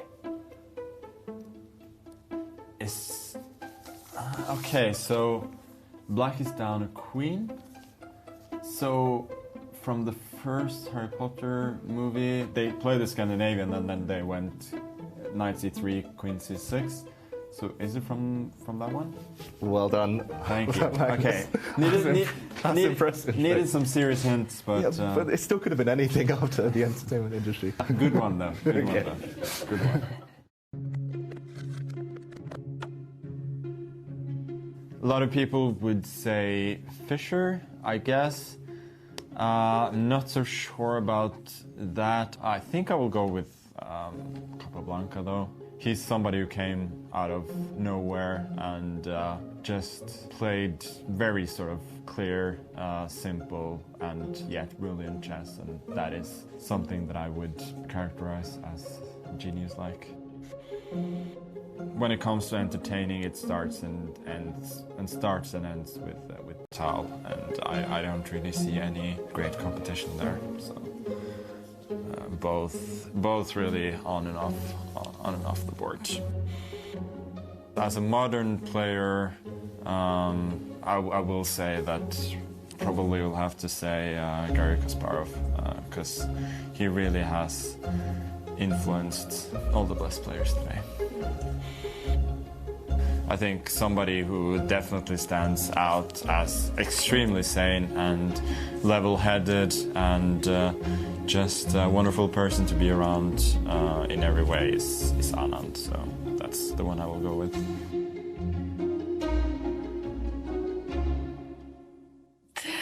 All right, and which world champion will Magnus Carlsen be influenced and inspired by going into this game where he only needs a draw? In this last game, it's hard to say. No, Capablanca, maybe. Maybe Capablanca, maybe Karpov, Petrosian. Petrosian, I would go for. Why? Because Petrosian was a very defensive player, I mean, very solid, but that doesn't mean that he wasn't tactical, because he saw all the tactics, and therefore that is why he decided just to kind of be a little bit safe. And, well, Magnus needs to do that, and he can do it with the white pieces, which is even easier. All right, let's take a look at the results between Magnus Carlsen and Hikaru Nakamura. So Magnus Carlsen won the match yesterday, and today Hikaru started out with a spectacular win. It was a draw in the second one, and then Magnus Carlsen winning the third game, which means it is a must-win situation for Hikaru in the last game now to take it to tie breaks. And we have seen Shakhriyar Mamdyarov beating Levon Aronian in the match for third place, winning that in very impressive fashion. All right, but it's coming close, the final game in a must-win situation for Hikaru Nakamura. I'm so excited for this one. I I'm wondering what the players are, doing right now, wherever they're, Magnus sitting in Oslo there. It's late for Magnus, almost 9:30 for him, 12:30 for Hikaru in the day. So what will they be doing now before that last game? Well, both of them will have to get pumped up and ready in different psychological ways. Hikaru, of course, he's in a must-win situation, so he needs to get the adrenaline pumping. He needs to be there in fighting mode and just willing to cause as many problems as possible to the world champion. For Magnus, it's a little bit different. He needs a little bit more calming music. He needs something to detach himself from the emotions and just be able to utilize all the chances he can get with the white pieces. What do you expect? What openings should we expect? What sort of play from Magnus? I would bet a lot that Magnus will open with his king's pawn. And Nakamura, he can't open the game as he usually would with the Berlin defense, because that would lead straight to a draw if Magnus wants it. So Nakamura, he's the one who's going to have to step out of his comfort zone and play an opening that we haven't seen from him so far in this match. We did see that memory video with Magnus where he just blew our minds away with incredible memory. Will he be using some of that in this game? Try to memorize, I don't know, some preparations he's made. Yeah, I mean, we actually saw him come very well prepared to yesterday's first game where he almost defeated Hikaru. I mean, definitely he has a phenomenal memory, so I'm sure he'll be able to utilize that to his advantage. But let's not also underestimate Hikaru, because Hikaru also is blessed with a good memory as well, and he surely must have prepared for this scenario, and he must have something up his sleeve. Yeah, but I mean, nerves must also be a huge part of this, because Magnus has struggled so much with winning a tournament. Hikaru is in his first final. We've named these two the big favorites in online rapid chess, and now Magnus is so close. Yeah, and typically for mere mortals, for most humans, nerves, they always start to jangle when you're close to that finishing line. But Magnus, despite what's happened on the tour so far, he's not like mere mortals, especially when he has that the white pieces. And it does feel like this is going to be different for him. This is going to be a real breakthrough if he does manage to hold the draw or manages to win. For Nakamura, he knows it's last chance saloon. It's just time to play anything, just confuse the world champion. That's his last chance, I think. He can't let Magnus use that phenomenal memory to get an opening that he knows on the board. All right, it's getting very close. I think it's a minute away, the final game between these two great online rapid players. Well, great chess players, basically. And I'm just very curious what they're doing right now. If they are preparing, you always say, get some fresh air, Jovanka. That's what you would have done right now? Yeah, definitely. I mean, I'm a big fan of fresh air. I'm a big fan of there being good temperature. I mean, we actually see it on a consistent basis with actually this AirThings device that monitors the air quality. We consistently see that when there's poor CO2 levels in the room, the players actually blunder, and certainly this kind of thing helps. So you do have to open some windows, get some fresh air, make sure that it's not too hot or not too cold, and actually, you just have to get yourself in the right mindset. And chess is all about being in a focused, calm state. If you're all emotional, all over the place, mistakes happen, you lose concentration, you won't take the decisions that you need to take. I mean, we saw it actually in game 2 with Hikaru. He wasn't objective, he didn't step back from the position and realize that he was better. Instead, he just took the draw, and he's now paying the price. And, well, we did actually have the exact same situation yesterday, as we do see the players appear. Magnus with the white pieces, game will start. And this was the situation yesterday as well, David. Was a must-win situation for Hikaru.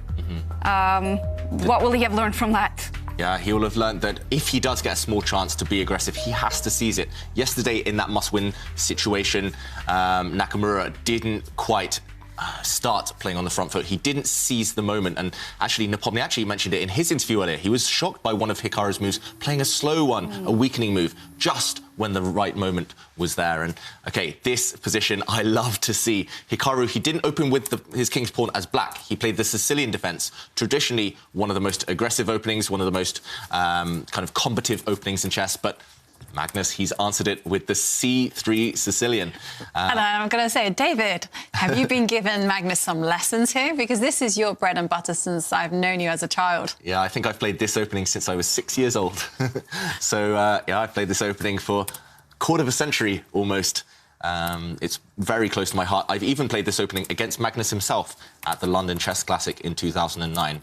As well as some informal blitz games a couple of weeks ago. But the less said about that one, the better. Magnus, actually, when I played this against him recently in some friendly blitz games, he said he hated facing it from the black side. So maybe that's why he's utilising it now. The C3 Sicilian, notably, it has some poison. It tends to lead to quite dynamic positions where white has chances to attack. But if white wants to play it safe, it is quite well known to be solid. It's very hard for black to create a really dynamic position from it, for the black side at least. It's hard for black to create an imbalance. And that's why Nakamura, already after move 1, Nakamura spent a minute and a half there just thinking, because he was trying to come up with an idea for black that would throw Magnus out of his But book. he hasn't chosen the most aggressive system, I have to say. I mean, he's chosen something that is strategically quite solid. In fact, but it does have one thing. If white wants to take advantage, white has to push hard. So push hard or go home. Exactly. Well, you are home. These players, they're definitely home, and I don't think white needs to push that hard to get a decent position from this one. White just needs to occupy the centre with pawns. What can be more logical? What can be more classical? Yeah, but that kind of entails some risks, you know. But OK, I also Magnus will be happy to see it. I agree with you. I also quite like it from the white side, but I'm just trying to play devil's advocate here. No, fair enough. That must be, I mean, you're right, that must be Hikaru's logic. And in this position, white has options. White can push a pawn in the centre. The move I personally like, especially in blitz and rapid chess, is to actually move the knight on the left-hand side. Just develop that guy. And there's some tricks, some traps there, but white is always able to make it very safe if he wants. So right now, black challenging in the centre, Magnus having a debate with himself. Does he push a pawn forward, gain a bit of space? Some risk entailed, maybe, as you say, Ivanka. With space comes responsibility. Do you push forward? What would you do here, do you think? Well, you know, I do like my space. You know, I'm basically self-acknowledged space monster, so I would push forward Space with invader. the pawn. Yeah, I do like That's a song to as close. well. The space invaders in. Okay, I'm not going to sing. Okay, and OK, he does push forward with the pawn, and OK, immediately the tension in the centre has been eliminated, but the tension is still on the board. It just transfers over to the sides, and Hikaru developing his dark squared bishop, and I'm expecting to see Magnus develop his knight on the left. Lots of choice for white. I would probably develop the other knight, but yeah, the knight on the left makes a lot of sense. White can also give a check with the bishop. White can play a lot of moves. White can even push a pawn in the corner to stop any potential pins later on. Yes. The reason I don't like this from the black side is because black has this, I mean, the bishop that's just moved, it's blocked. It's staring against a wall of pawns. And not only is black been space invaded, black also has this bad bishop long term. And while we're thinking about song tunes, we have to remind everyone we have a quiz of the day, and we are asking, what is your go-to song at the karaoke bar and why? And you can tweet your answers using the hashtag ChessChamps, or you can go on to the Champions Chess Tour Instagram and comment on the post. And A. Vindis says, Bohemian Rhapsody by Queen, you just have to sing along. Also, it seems to be a hit in the Facebook chat of the Meltwater Champions Chess Tour. Me too, for me. And, and also EW says he loves Taylor Swift's I Lived in Your Chess Game, the lyrics, and I lived in your chess game, but you changed rules every day. Kind of fitting in this wild, wild West Champions Chess Tour event. Definitely. I haven't heard about that song. No, so Taylor Swift has a chess song. No, I've never heard of that one either. But, you know, Are you a big Taylor Swift fan, David? I have been to one of her concerts, but I don't know too many songs, unfortunately. And finally, Orkun Orne says, It has to be Eminem, Lose Yourself. You can listen to this song before any event. Listening before chess game, you only get one shot. Do not miss your chance to blow. This opportunity comes once in a lifetime. Now, it's interesting Orkan actually says that, because I do know of the story of the Australian Grandmaster David Smerdon. Incidentally, he specialises in the C3 Sicilian, in this particular opening that we're seeing. And when he was playing Magnus Carlsen, Australia against Norway, he prepared using Eminem's Lose Yourself. And it was only when he sat down and got to the board that he had the song going on in his head that he realised it said, "You're going to lose yourself." And then he thought maybe it wasn't the best choice. But yeah, the lyrics in general are very motivational. And let's go back to the game and check out the opening developments. Yeah, and I think one other thing we should mention, another potential influence on Magnus Carlsen's opening choice, playing this line we call the C3 Sicilian.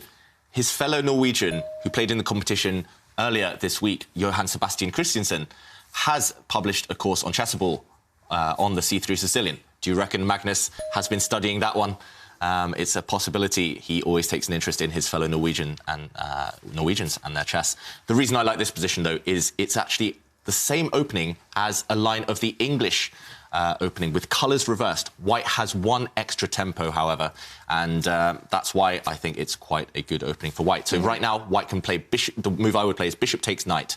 I would just take that knight on the left side of the board, and then I would try and occupy the square in front of it. Yeah. So this is strategic stuff. Both sides spending a bit of time. We're only on move 8, move 9, but both sides, I mean, they are showing a bit of nerves here, just choosing the opening, at least getting a playable position. Hikaru's got a position full of tension, but we'll see who it favours later on. And just to clarify, the bishop takes knight that David is referring to is the bishop takes knight on the left side of the board.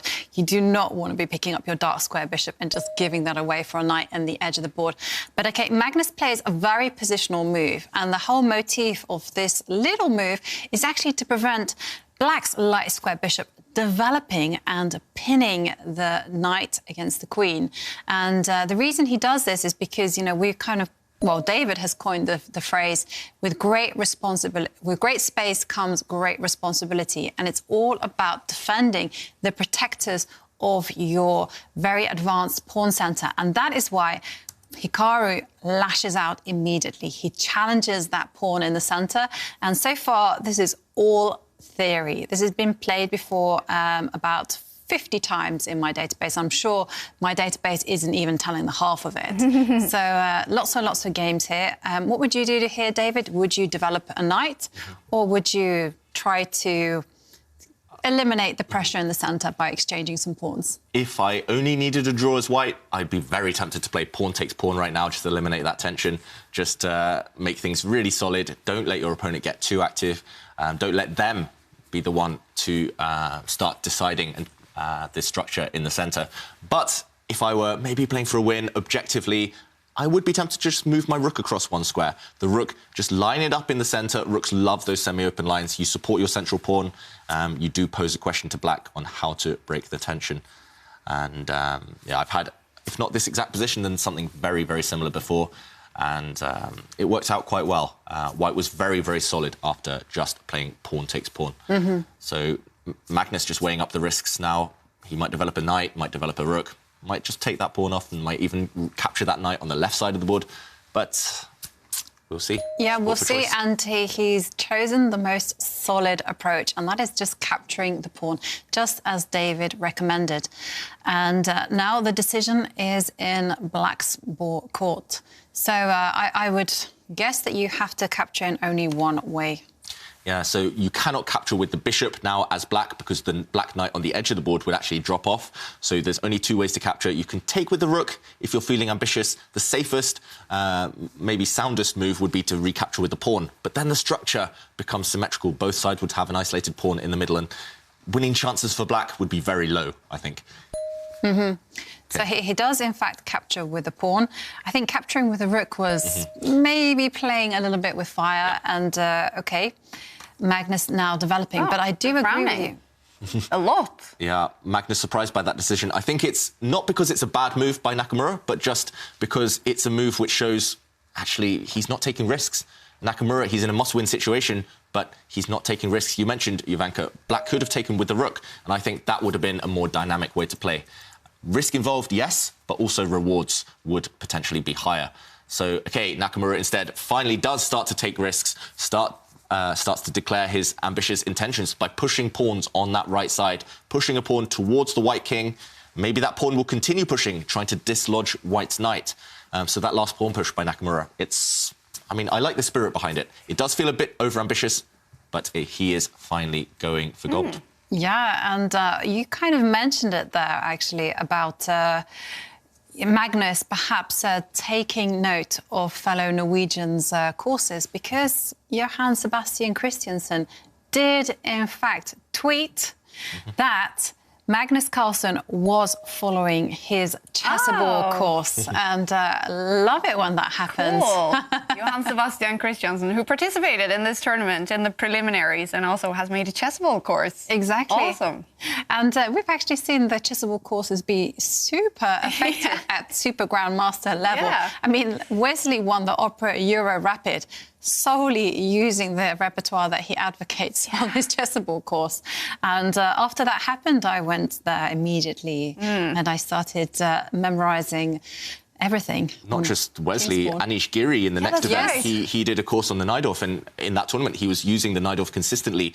It brought him great rewards in that one. He ended up winning the tournament as well. So if it's good enough for these elite players, it's good enough for Magnus, clearly, following his, this chessable course. It's probably good enough for the rest of us, right? And a good source of research for us if we want to learn chess, if we want to especially work on our openings and general understanding of the game.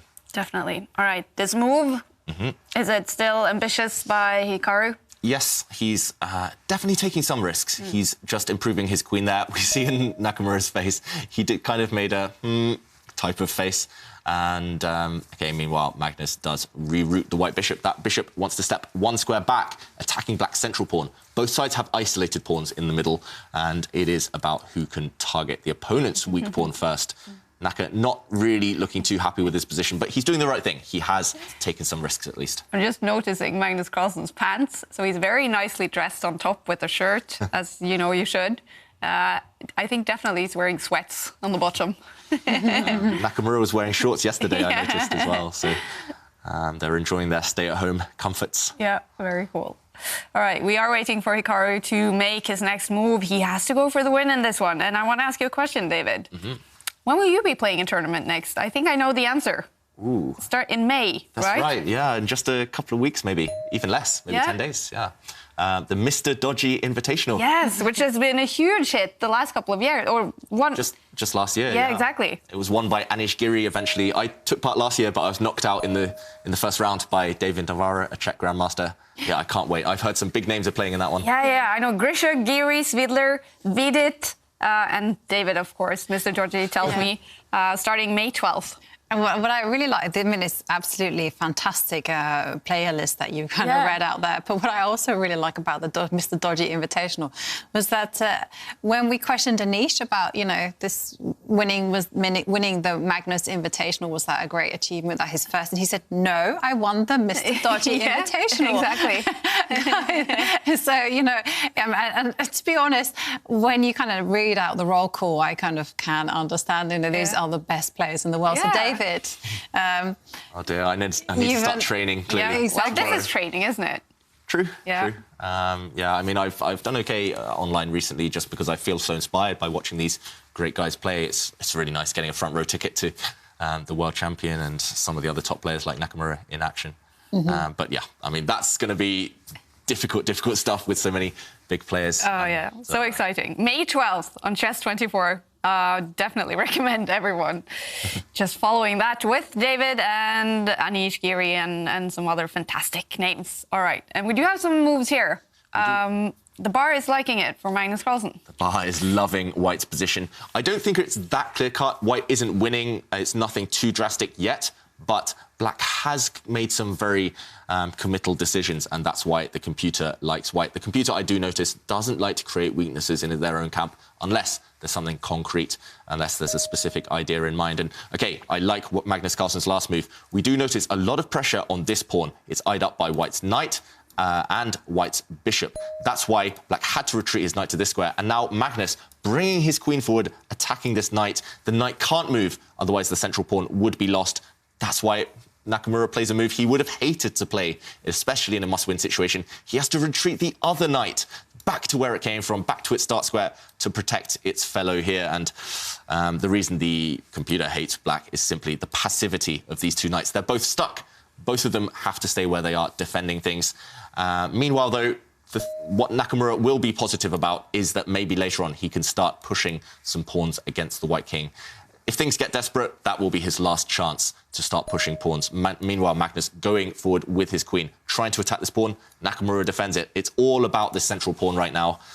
If Magnus can break through and win it, Magnus will simply win the game. He'll coast to victory. But Nakamura defending it for now and getting ready later on to launch a counterattack on the other side of the board. All right, Nakamura, he has to find something. He needs to win this game.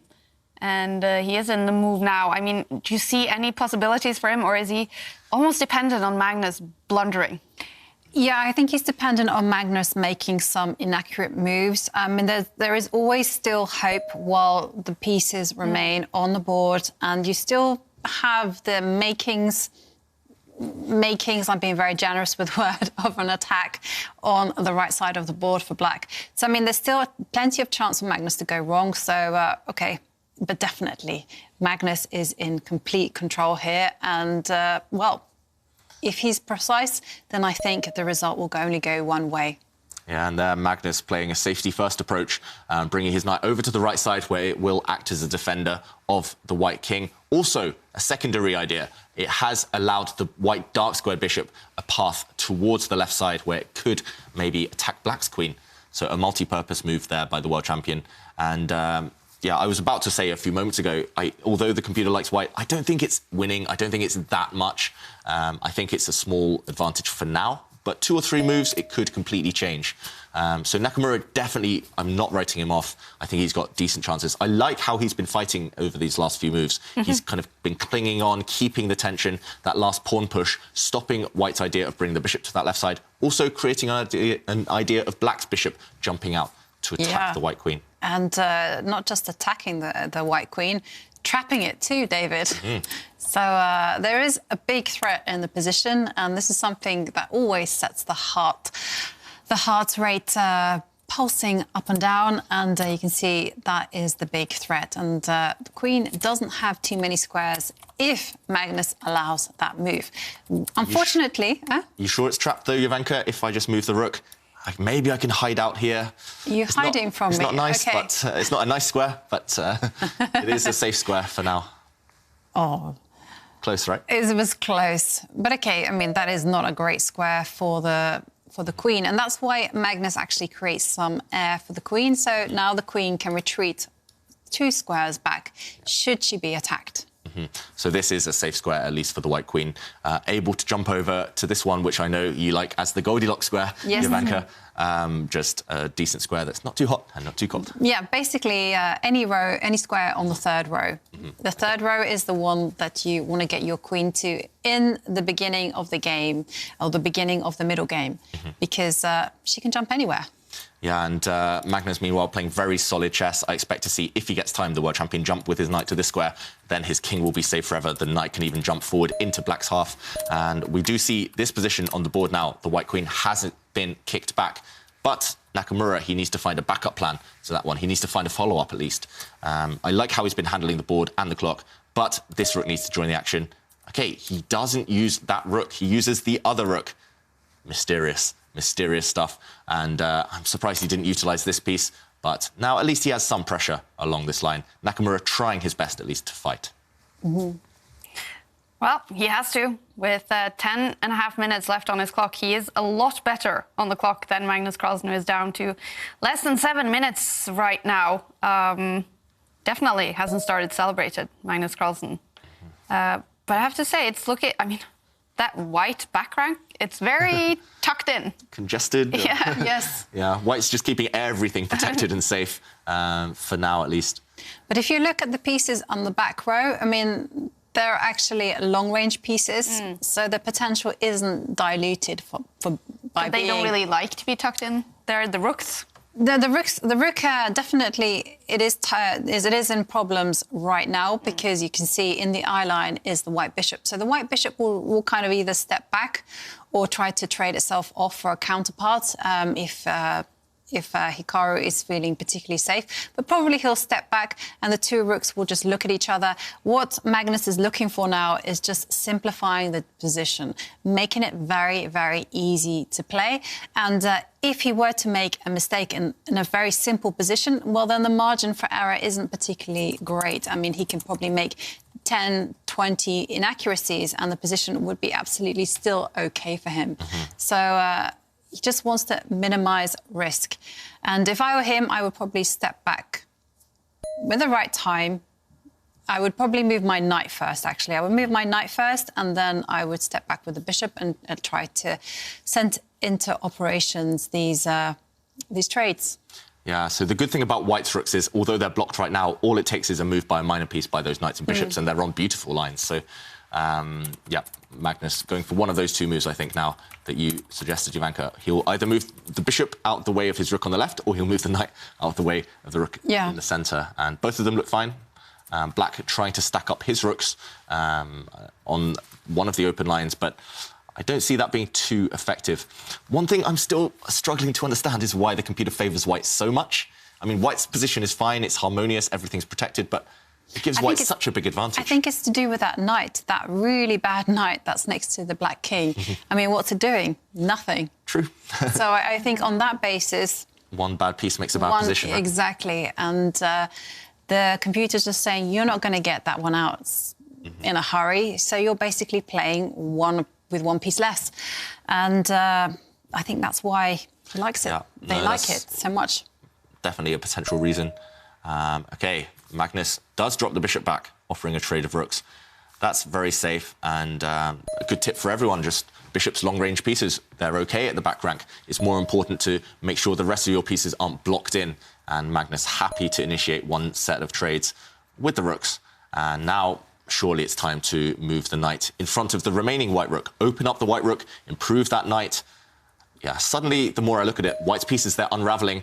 And, he didn't move the knight to the square that I wanted it to. I kind of wanted it to go to the right. But, OK, he's gone to the left.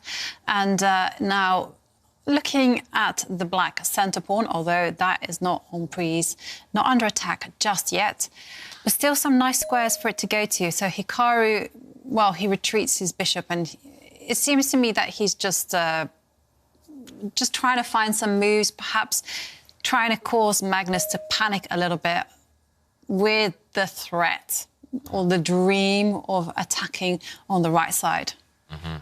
It felt like Nakamura was just trying to make moves and waiting for Magnus to go low on the clock before taking any real action. But now we see on Nakamura's face, Magnus has started to speed up, and Nakamura knows that the chances will start to disappear the more pieces are traded.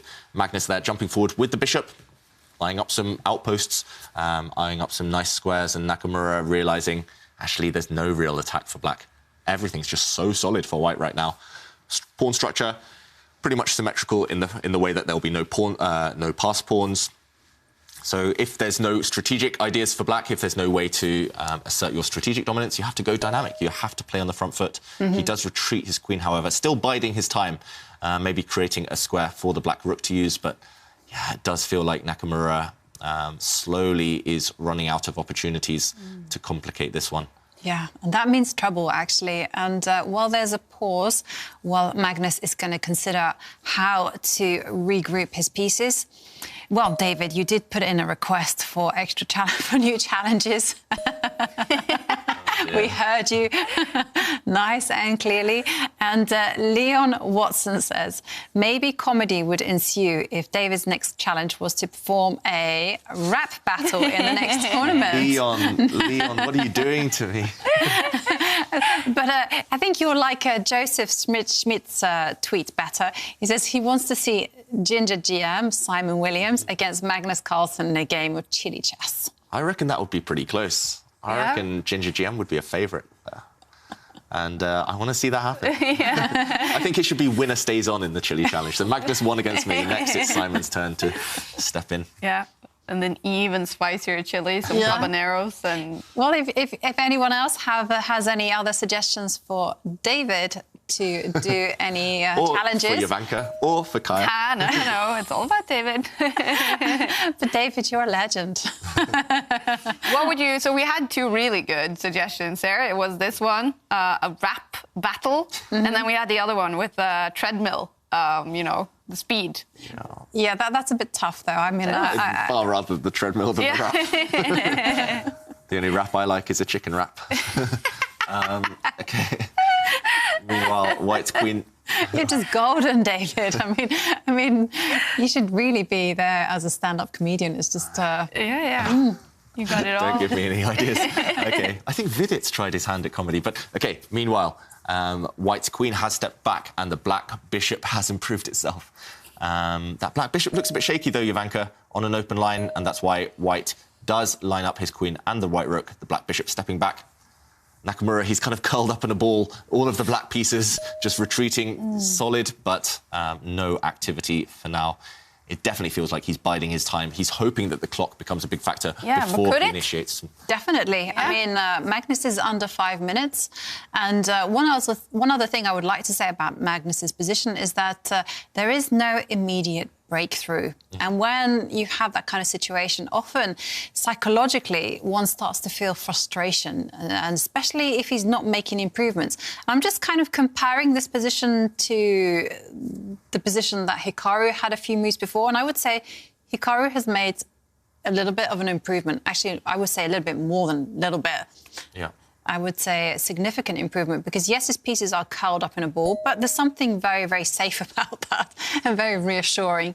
Yep. I mean, apart from that white knight on the left side, Black has pretty much covered every square in his half of the board. And if White's pieces are just stuck with no prospects of improving, then slowly Nakamura, he's the one who'll start stepping forward. He's the one who'll frustrate Magnus. And already we're starting to see the advantage disappear, according to the computer, at least, according to Stockfish. There, we do see Stockfish's top move suggestions, but none of them really improve White's position that much. All of them are just manoeuvring moves. White's queen could step back. White's bishop could slowly step forward. If there's no clear plan for Magnus, it's going to be very difficult with only 4 minutes on the clock. Nakamura doing a very nice psychological trick of maintaining the tension. Only one set of rooks have left the board. Only 2 pawns have left the board. There's still plenty of ammunition left for Black to create an attack later. Magnus, I don't know how he found the top computer suggestion there. It wasn't even on my radar. Bringing the white queen all the way over to the other side, lining up the queen with the bishop, using a bit of teamwork along the light square diagonal. But still, White lacking an immediate plan. Nakamura waiting, biding his time for the right moment. And, OK, 4 minutes versus 8 minutes. Anything's still possible. Wow. Hikaru now trying to find not maybe even like the best move, but just something to put Magnus off. Yeah. Yeah, he's just kind of trying to frustrate Magnus, covering every single entry point and simply reacting to whatever Magnus does. And Magnus has had enough. He's now grown impatient. And you can actually see he has pushed a pawn on the left side, and now Hikaru has to make the choice. I mean, is he going to push the pawn forward? Does he make some trades? And I personally would push the pawn. What would you do, David? Or would you make the trade and make Magnus's world a better place? I'd be very reluctant to make the trade, but Nakamura, he went for it. I liked your idea, Jovanka, pushing a pawn. That pawn might have been doomed, but at least you block it up. You gain a bit of time. You gain a few moves at least. And, OK, a trade has happened, and White's bishop jumped forward. And Nakamura, OK, now he is making his intentions clear. He's pushing pawns finally on that right-hand side. Just at least planting the thought of a kingside attack in Magnus's mind. He's trying to scare Magnus, but Magnus not flinching, retreating the white knight. There's a threat in the position. The square that the knight was previously on has been vacated, and White's bishop now wants to jump out there, attacking Black's rook, pinning that rook to the black queen. So Magnus, he has ideas of his own. He's starting to up the pace on the clock. And can Nakamura turn those kind of ghosts, turn those ideas of an attack into reality? Can he actually go for the white king? It feels like he needs to sooner or later, otherwise he'll just run out of time. Yeah, but OK, he has to deal with the immediate pressing matter, which is to deal with that rook. The rook and queen are aligned on the same diagonal, so I think he has to take a step back. And you wouldn't offer to trade rooks, Jovanka? You'd step back. I'd well, probably agree. Well, the thing is, though, if you trade rooks, it's like one step closer to the draw, and unfortunately, that might be the best chess move, but Hikaru needs to win, and it's much easier to win if the pieces are all on the board. And, OK, Hikaru did step back with the rook, and Magnus now rerouting his knight. And look at Hikaru. Hikaru just says, you want to go to that square? I'm not allowing that knight there at all. So this is something that we kind of call prophylaxis. And, OK. Wow, so Magnus has actually won a pawn. We were so busy looking at the right side of the board, we forgot that black was hanging a pawn on that left side. So although white has had to give up a bishop for a knight, a fair trade, to win that pawn, it looks like white's remaining pawn now on that left side. It will cause a distraction, a serious distraction for Nakamura. And the two bishops that we've talked about quite a lot, the top grandmasters loving having a bishop pair. Here, white only has one, black has those two bishops. Black's bishops, they don't look impressive, especially the dark squared bishop for black, purely doing a defensive job right now. If it comes to life, maybe black has chances, but that is a distant dream. And Nakamura trying to cause some confusion by going on that right side of the board. He's going to have to gamble in the next few moves, everything against white's king.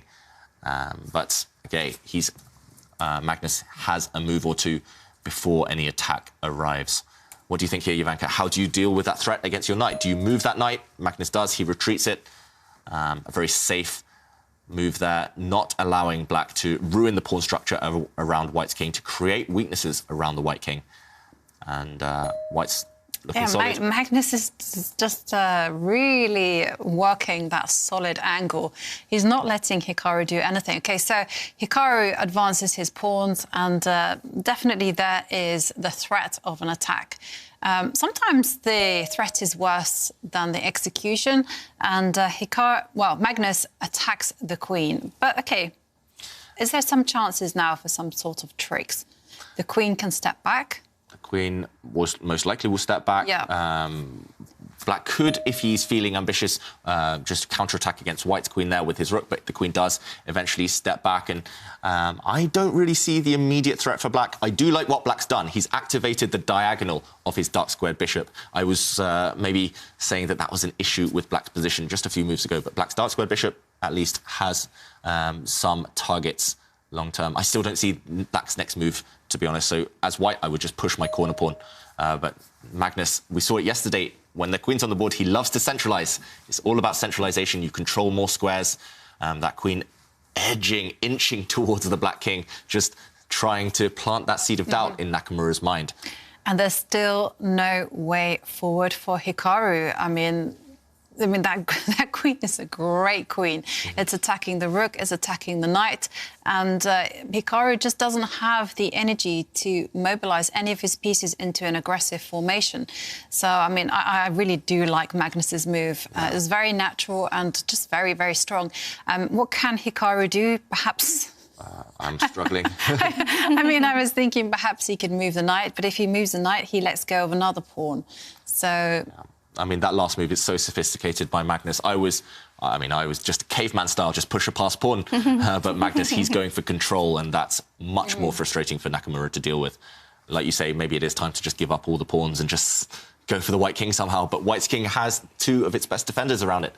It has those two knights. If black's bishop in the corner ever takes white's knight in the centre, I think white would just recapture it with his bishop, maybe.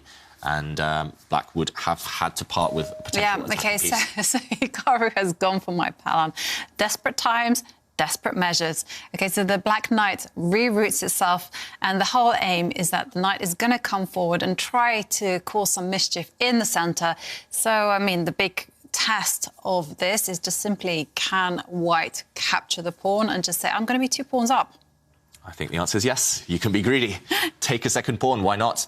If we just bring up... OK, we don't need to bring up the analysis board because Magnus just moves. If he had captured that pawn, I think he was fine, Magnus Carlsen. But black would have gained some time by attacking the black queen. So Magnus not being greedy, jumping forward, back with his knight to where it came from, actually. Now just daring Nakamura to play bishop takes knight, ruining the white pawn structure. But actually just removing a potential attacker. That black bishop was doing quite a good job putting some pressure on white's position. So Magnus is saying, you can trade, but I'm getting closer to the draw if you do that. And maybe black needs to do that. Nakamura now debating whether there's an option. Do you have to take that knight, Jovanka, that has just moved?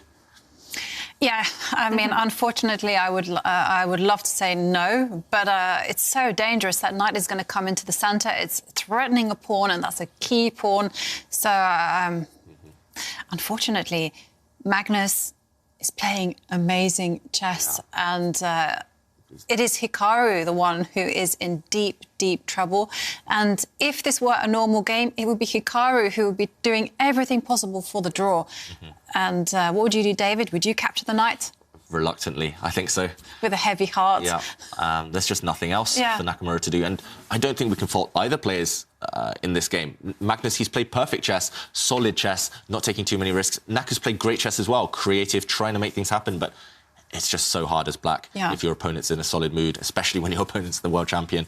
And Nakamura, he's trying, and he'll continue taking those risks because a draw is useless at this point. But yeah, he's running out of opportunity to do that. He's running out of pieces as well if bishop takes knight right now. And the time advantage is getting very low. Yeah, it's disappeared pretty much already, the time advantage, No, Magnus, the last dozen moves, he's really upped the quality.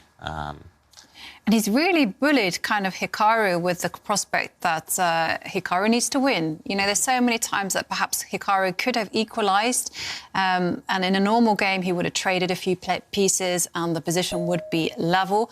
But Hikaru could never do that. Instead, Hikaru had to generate play.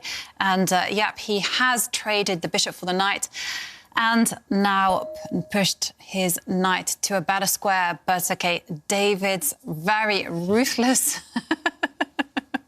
that is mean idea of just pushing the pawn. Well, that is now in operation, and Magnus is just teasing Hikaru. He's like, you want to attack me? What attack? I'm just going to push my pawn until the edge of the board, and it's going to be all over. I mean, what can Hikaru do?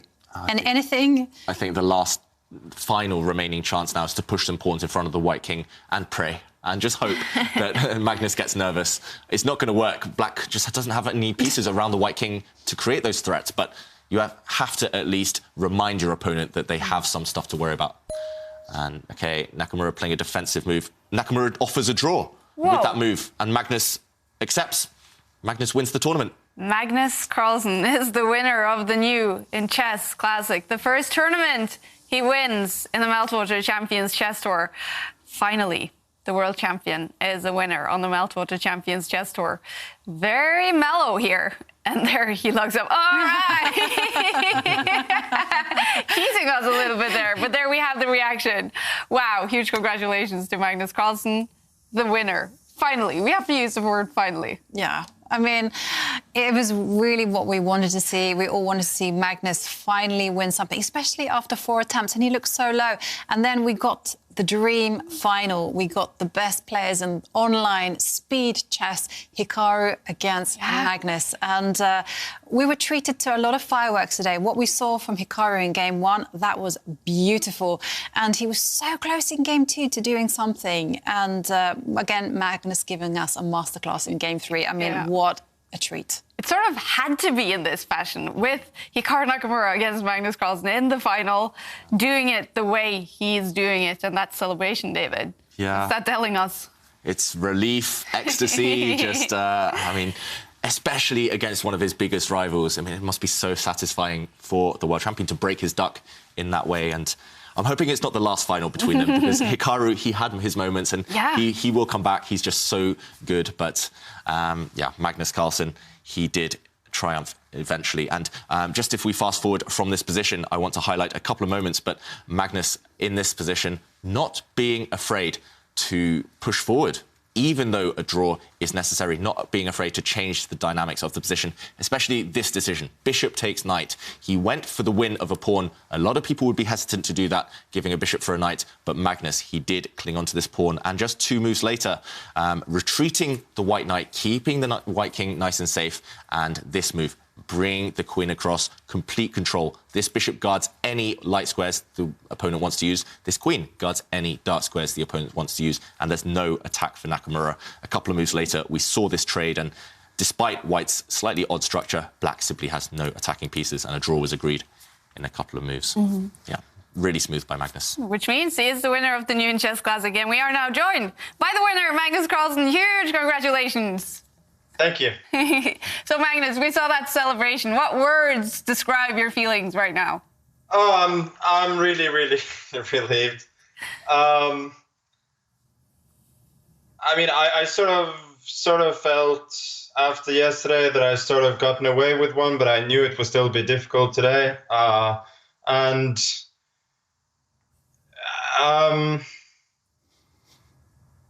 you know, I don't think any of us played a particularly good match, but yeah, I don't care about that right now. I'm just so happy to have won one of these tournaments, and it feels really, really good. Yeah, and why now? What went right this time that hasn't gone your way the 4 previous tournaments? I think, to be honest, I was a little luckier this time. I think that's it. I feel like my play was probably a little bit better last time out, but I had the necessary luck this time. And I think overall in the tour, it's not unfair that I finally win one, but that it turned out to be this one was, yeah, a little bit lucky. And is it also a little bit about timing? We know the candidates finish, sort of initiating the World Chess Championship year, sort of motivation, maybe just rising to the top? No, I don't. I mean, I would give you some very advanced explanations if there were any. I just really, really think that my level wasn't that different from other tournaments. Maybe like considering the last one, maybe a little bit worse even, but it just fell for me this time. But yeah, I don't care about that right now. Magnus, you mentioned a bit of luck, and today didn't start off in the perfect fashion. What do you think the turning point was? No, so I made a few poor decisions in the opening. He was clearly well prepared, and I just chose poor continuation at some point. Then, yeah, I actually got some chances. I could have even have won at some point, and I saw that a couple of moves later. That's why I was really, really upset there. I think for me, one turning point was the second game. Since after he took on c3 and then on f3, I saw that gf was a draw by force, and then sort of out of inertia, I played queen d2, and after I made the move queen d2, I realized that he could just go b6, retreat his bishop, and my position is awful, especially considering that's another thing that I've missed. If I try and develop the bishop to b2, he has this trick with knight c4, and yeah, my position is just awful. So I mean, after I'd realized that he was much better there, I even like briefly considered going knight e4 after we'd repeated once, but then yeah, finally I hoped that he would repeat again, and I sort of felt like I'd gotten away with one there,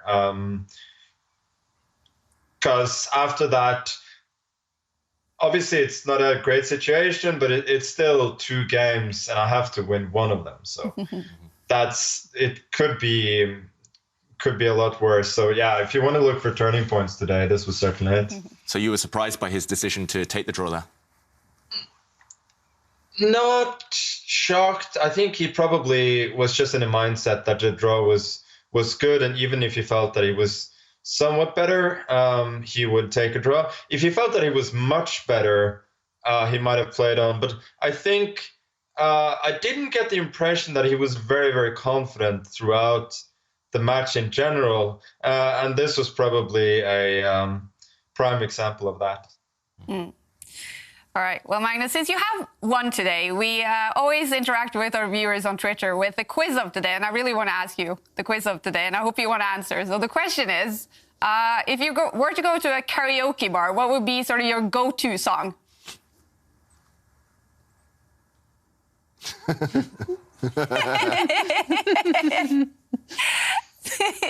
You must another time. Okay, so you're not going to celebrate with karaoke today then, or? No. Can I ask one question? So we've been setting challenges for poor David Howell, and we saw you successfully wipe the floor in the chili chest challenge, but what kind of challenge would you like to see David do next? Or Jovanka, or Kaya. No, it's always David.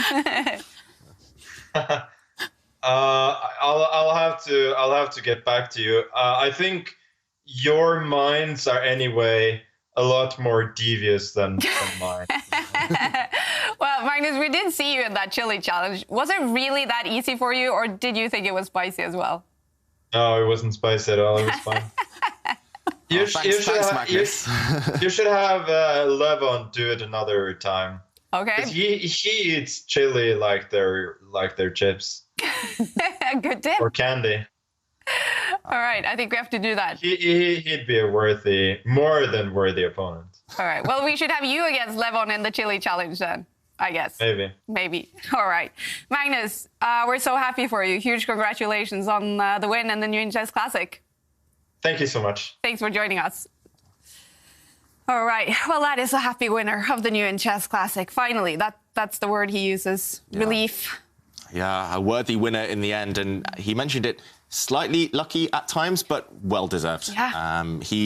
When the critical games came along, he never really looked like it was in doubt. And Hikaru Nakamura, definitely a worthy second place. Finally, we got this final between these two. Magnus ending up as the winner. So this is the 5th tournament. We're halfway through the Meltwater Champions Chess Tour. We have 4 tournaments to go before the big final. Do you think this also is a turning point for Magnus and Hikaru, that we will see them now in the finals?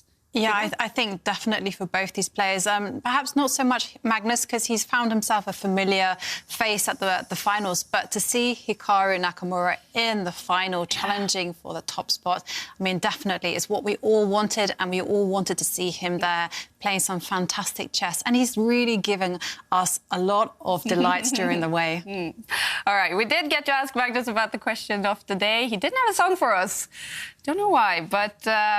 the viewers definitely have some answers. Yes, we asked everyone, what is your go-to song when you're at the karaoke bar? And of course, the answers were just hilarious. Loved them. And before I announce the winner of this Airthings mini device, I'd like to share with you some of our favourites. And Brian H. Live suggested his go-to karaoke song would have to be Sweet Caroline. He wants to do the ba, ba, ba. Yeah. Always creates such a good mood in the karaoke bar. Yes, definitely. And John, we liked his suggestion. My favourite karaoke bar song is Aha, Take On Me, because it's a type of song that makes everyone join in. Yeah, well, they have to. Otherwise, you're going to hear the singer, and it's a hard song to sing. I like that analogy. I like that example, Kaya.